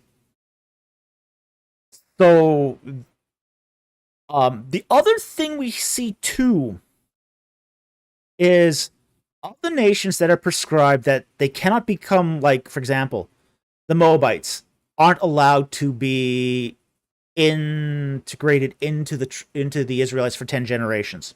Same with the Ammonites. You know, a lot of, say, the surrounding nations are not allowed to integrate with the Israelites for 10 generations. Edomites can pretty much convert. There's no time limit for an Edomite. They can just convert. It's very strange. Like, for example, Herod the Great is an Edomite. He converts to Judaism. He just does it. And people say, okay, yeah, he's a Jew now. He's an Edomite, but he's a Jew. He's an Edomian, which is a kind of Edomite. You know? We'll get to that follow-up question in a moment there. But yeah. There's actually one instance when David goes to pick up the sword of Goliath after he's driven out by Saul. And there's an Edomite worshiping at the shrine of Yahweh. You know, he's just a traveler who's just kind of stopped at the Edomite shrine and just didn't go away. Just continue worshiping Yahweh there. Of course, now he snitches on David, so he's not a good guy. I saw the question. I'll get to that. Yeah. So, we do see here that the Edomites are treated specially for some reason. And there is oftentimes where we see Edomites where we wouldn't expect a people of a surrounding nation to be. So we don't know if Cus is just another name for the God of Israel. It's possible.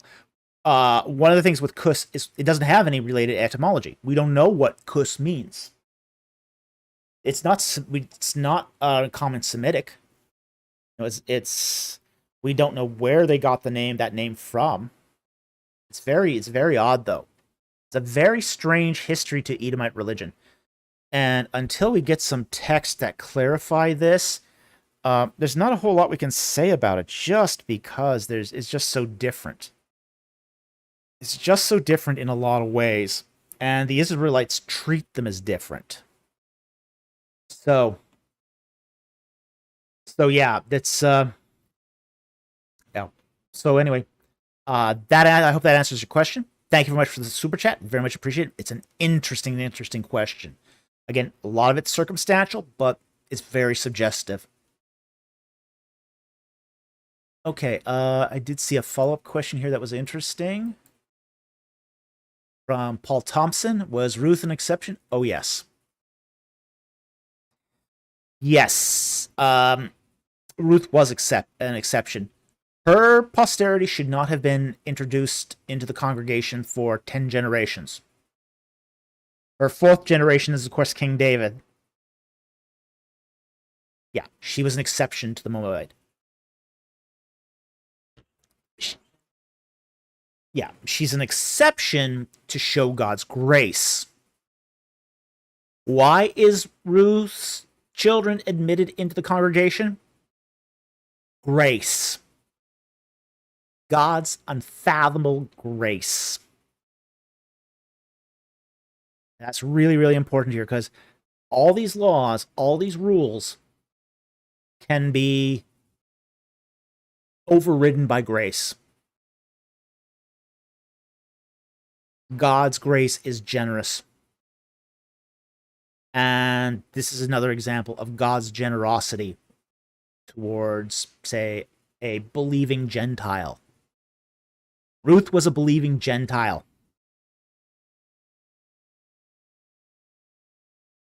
So, take that further comment here from Lego David. Is there anything we know about Edomite religion besides the name Cus? And it's Q-U-S, by the way. It's Q-U-S. Yeah, Cus, we don't know much about it at all, in all honesty. There's very little we know. We have very little text from Edom. There's very little that we know. So, unfortunately, we're left in our best evidence of Edomite religion comes from actually the Old Testament, and that doesn't give us much at all. We know the name Cus from seal inscriptions. That's how we know about it, but we don't have any long texts. And I wish we did, because it'd be really fascinating to know more about Edomite religion. They just didn't leave us any monumental inscriptions or stelae or anything like that. So, Bane Ray, QOS is a variant of that too. Okay, so that's a perfectly acceptable variant. So we're not exactly sure of the vowel. So, Kos, Kus, QUS, QOS, either one's fine. So anyway, thank you very much for this supplemental question. Very much appreciated. BC asks, was she an exception? This is Ruth the Moabite, because she was married into the Israelites, i.e., it would be different for Edomites that moved but didn't intermarry. No, there's no exception here. They weren't supposed to marry Moabites. So they weren't supposed to marry with the Moabites. So in fact, it's not that she married, it's that she was a Moabite. In fact, this was supposed to be a prohibition to prevent people from marrying Moabites. So it should make no difference at all whether she was married or not. So again, this is one of those things where God's grace overrode, they say, the traditions and the rules of normal Israelite society.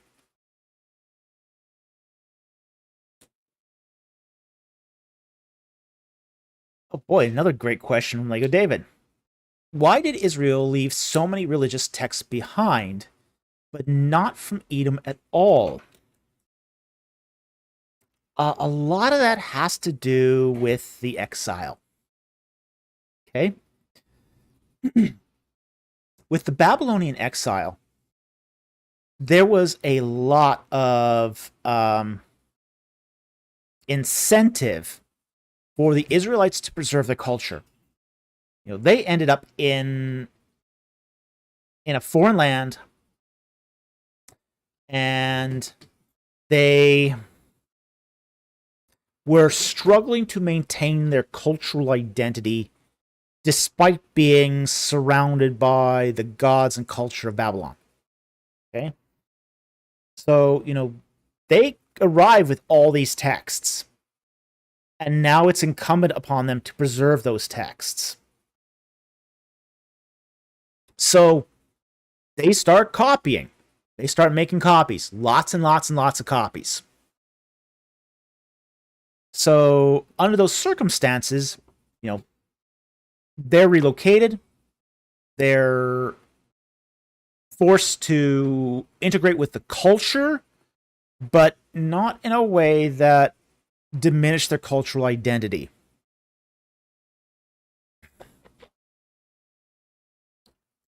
So that's one of the reasons why we see this the way it is. Okay. Now, on the other hand, Edom was not deported. The Edomites were not deported to Babylon. They get to stay put at Edom.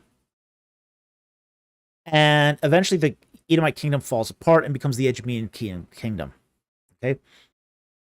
Now, there's going to be lots of problems with text preservation when you've got a changeover of kingdoms. Okay? Like that. So it more like Edom sort of gradually falls apart than it sort of, you know, is conquered. So that's going to be a big deal for Edom. Now, they do leave us some of their architecture, like we find at Petra. You know, Petra is a beautiful example of Edomite architecture, or Egemean architecture. But it's not, it doesn't leave us any texts. And it's really, really unfortunate. So, for some reason, they sort of must have kept their texts on ephemeral materials. And, you know, anytime a culture leaves their stuff on ephemeral materials, you're going to have some issues in preservation. This is one of the reasons why we find virtually no texts from the Persian period. Okay?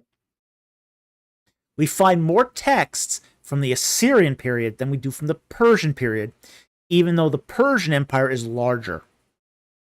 The reason why is because the Persians are writing on parchment, whereas the Assyrians are writing on clay tablets. So there's a lot better preservation of those clay tablets than there is of the parchments. By almost all Persian documents, the vast majority of Persian documents are destroyed. That's also why we don't find any, say, or very little documents in Israel. that have survived from that all we have, most of what we have from Israel is its copies. Like we have very few letters from Israel. We got a few on ostraca, but the ones that are written on papyrus, they're all gone. And parchment, they're all gone. They just couldn't survive. And God help our culture where everything's on electronic media. Yeah, if for some reason we have a major infrastructure problem that destroys the cloud, a lot of our documents are just going to disappear. We're going to have a whole generation of people who won't exist in pictures because our pictures are now all electronic. We no longer keep them on film.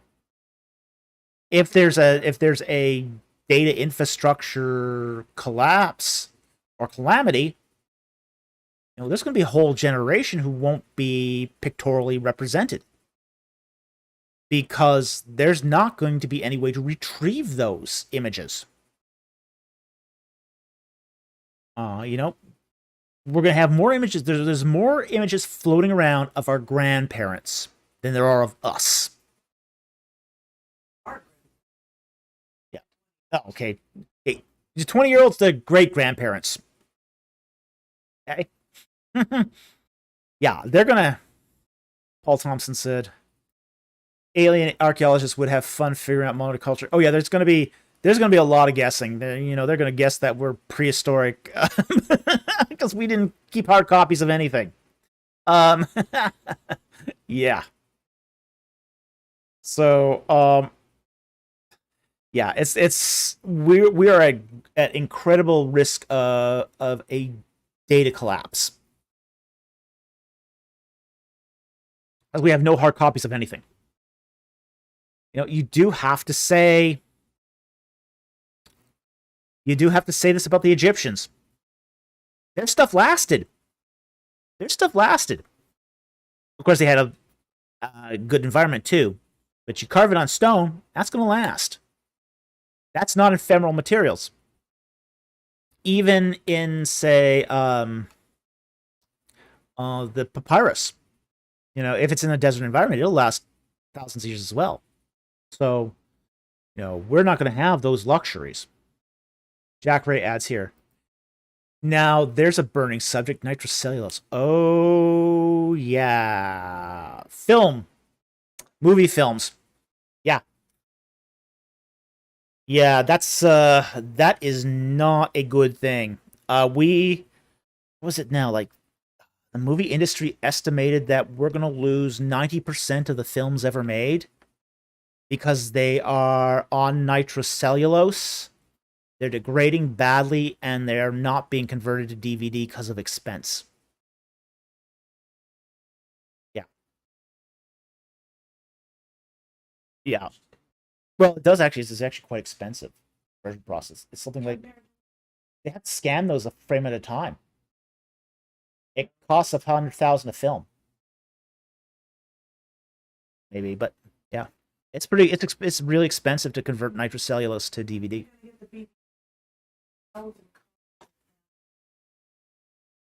Yeah, there's that BBC problem in Doctor Who. Throw out all the copies of Doctor Who and leave 10,000 versions of Hamlet. Did you know that's all it takes? That's all it takes is short-sightedness combined with ephemeral materials, and you got a mess.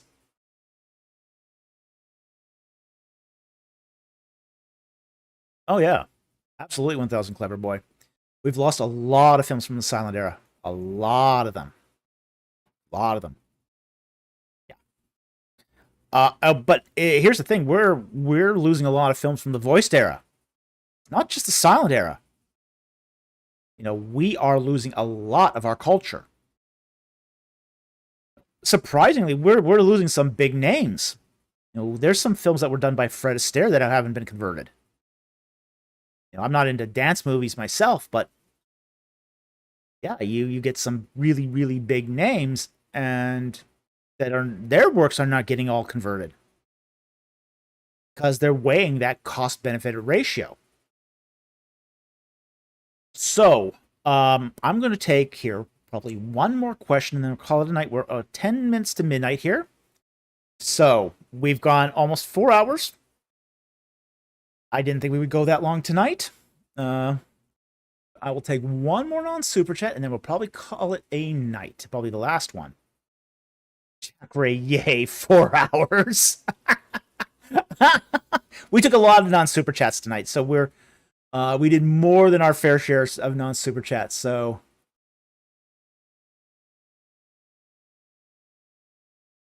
Jack Ray, another 5 memberships. Get them while you can.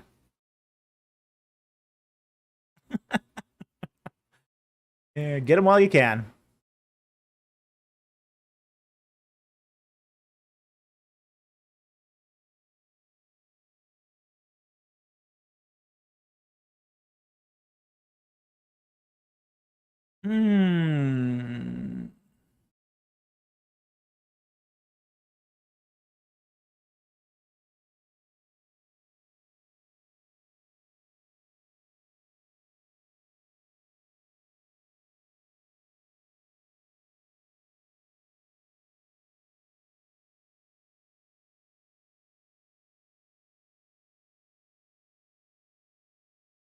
Here, I want one that's interesting for the last one.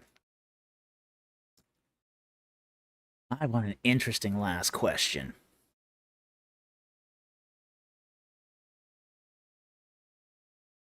Oh, Lego David, how do you get a membership from Jack Ray? You go up top and you click on the gift at the very top there. Okay? So that's how you collect on the gifts. Is you go up top and you click on the little oval that shows his gift.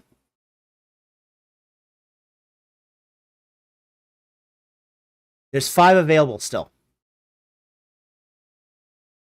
Yep, so Lego David, go get yours.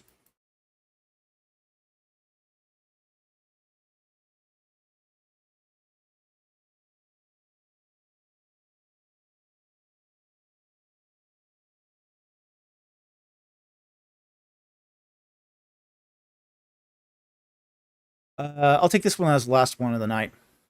From Dale McKenzie. Am I misunderstanding that you view miracles in Exodus as timely coincidences? Yes, you're misunderstanding. If so, can we demystify the resurrection and just say that idea just fainted and woke back up again? No, we can't. Okay? All right, here's the thing.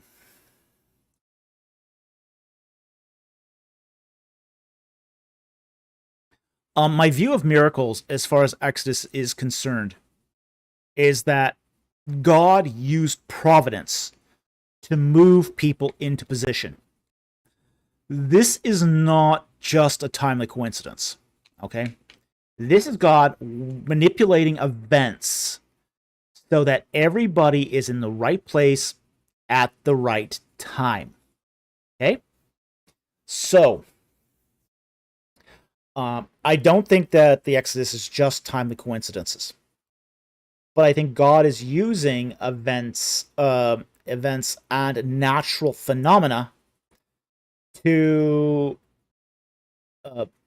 instrument His will. It's God working through nature, not God working against nature.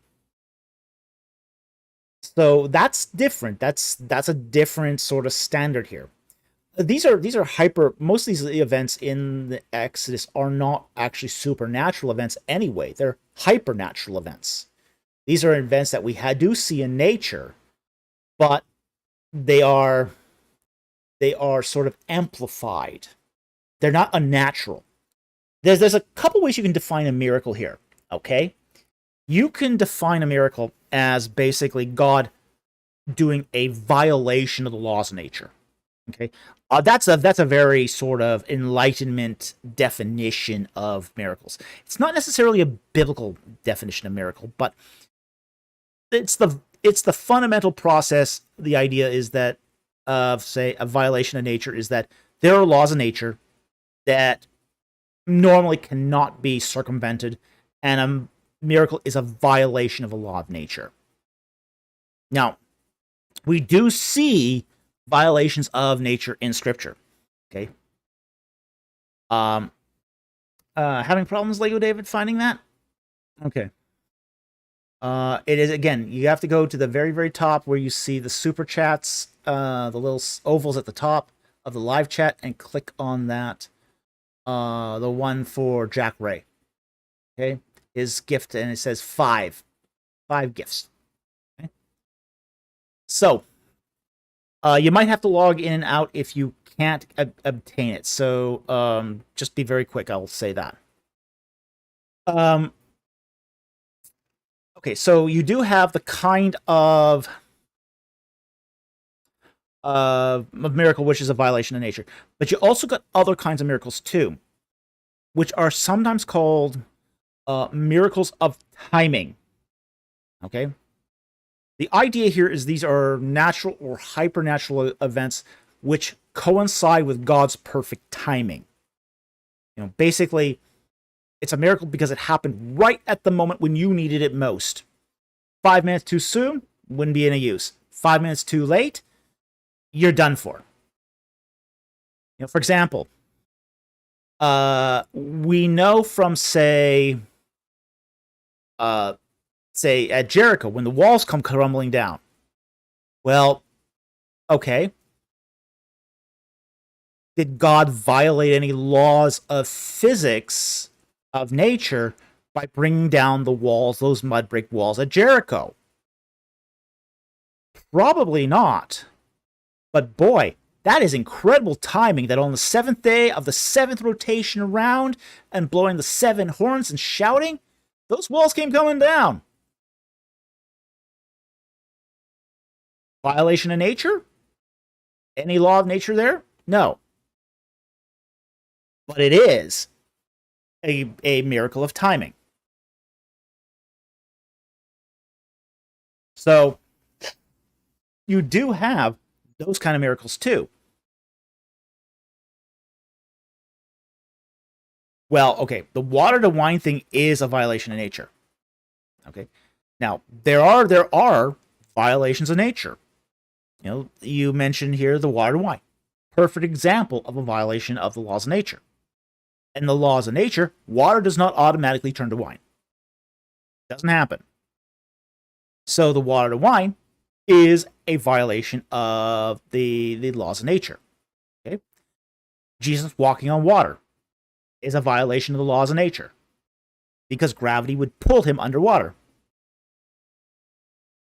Hey, Lego David, you still don't have it, but try clicking on it again.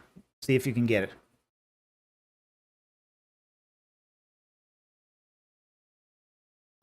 So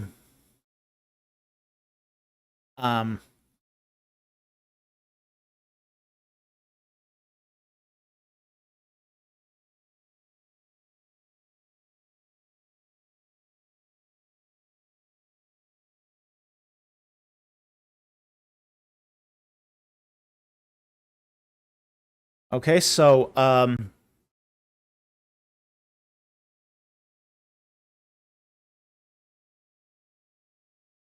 so in the case of, say, the resurrection from the dead, okay, that's a violation of the laws of nature. Dead people don't come back to life. And we're not saying here that Jesus fainted and woke up again. No, we're saying he's good and dead. Dead, dead. Dead, dead, dead, dead. Dead. Osiris kind of dead. Osiris kind of dead, but, you know, that's what I mean, is his body is physically dead. Yeah, basically, you know, we would say that Christ died because not just the crucifixion, but that little spear through the side too kind of finished it off. I mean, just, yeah, Jonah dead. Really Jonah dead.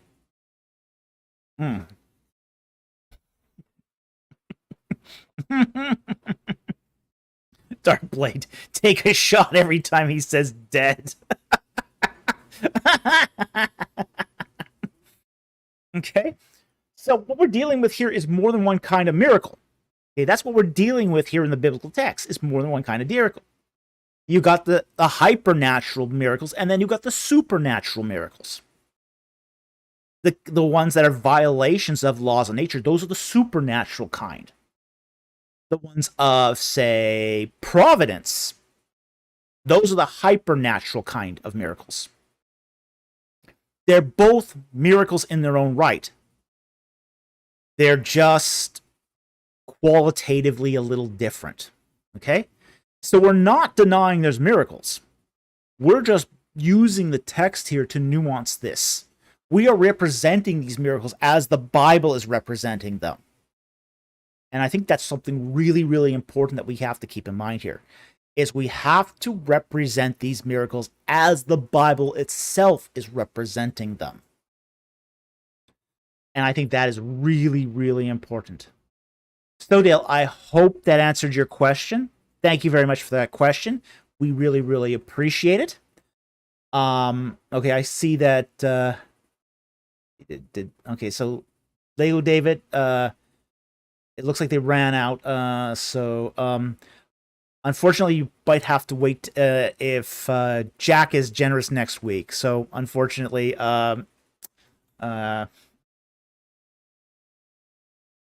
you probably won't be able to get it this week. Oh, Jack Ray gave you one more chance here. Grab it, Lego. Grab it.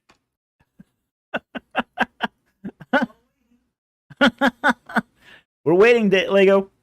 We're not gonna sign off here until you give it.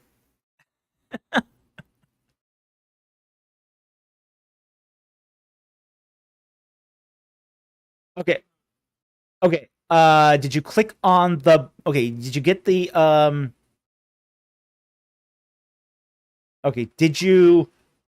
What device is it?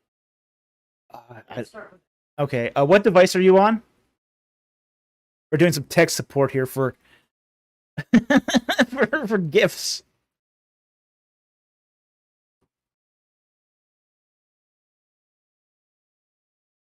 Okay, when you click on the icon, do you see the box? The box with the gift. Okay, if you see the box with the gift, once you click on that oval, you can click on that gift on the box. Okay? Do you get any message at all? But nothing happens. Oh. All right. Yeah,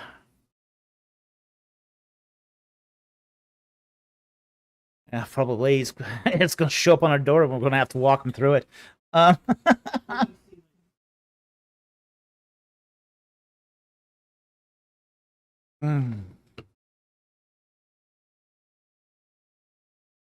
Click on the bigger image.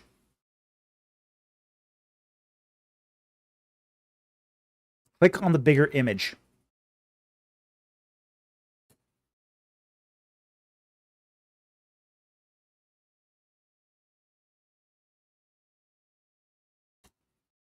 All right, it's gone. So, I guess it's going to have to wait till next week then.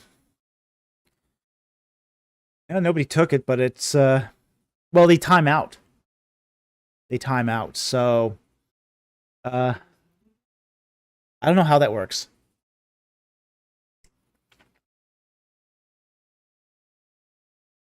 Oh, don't worry about it, David. It just happens. It's YouTube. YouTube just is kind of inconsistent at times. But anyway, I want to thank Jack Ray for being so generous to our community here. We really, really appreciate what you've done for the community. This is helping to build up the community, and we really, really enjoy that. I also want to thank Talbot Slade also for another very generous gift of $400. We thank you very much.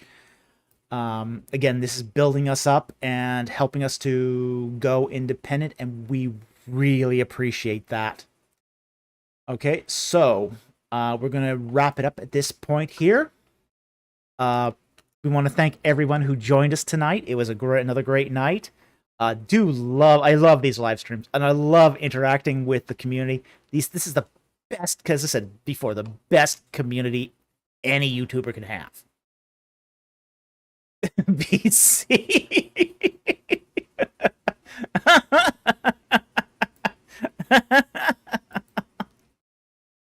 BC, full time. Yeah, I'm starting to get a lot of that repeated.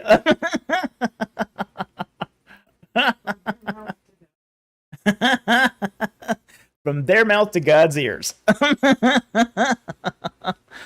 Okay, so with that, we're going to call it a night here.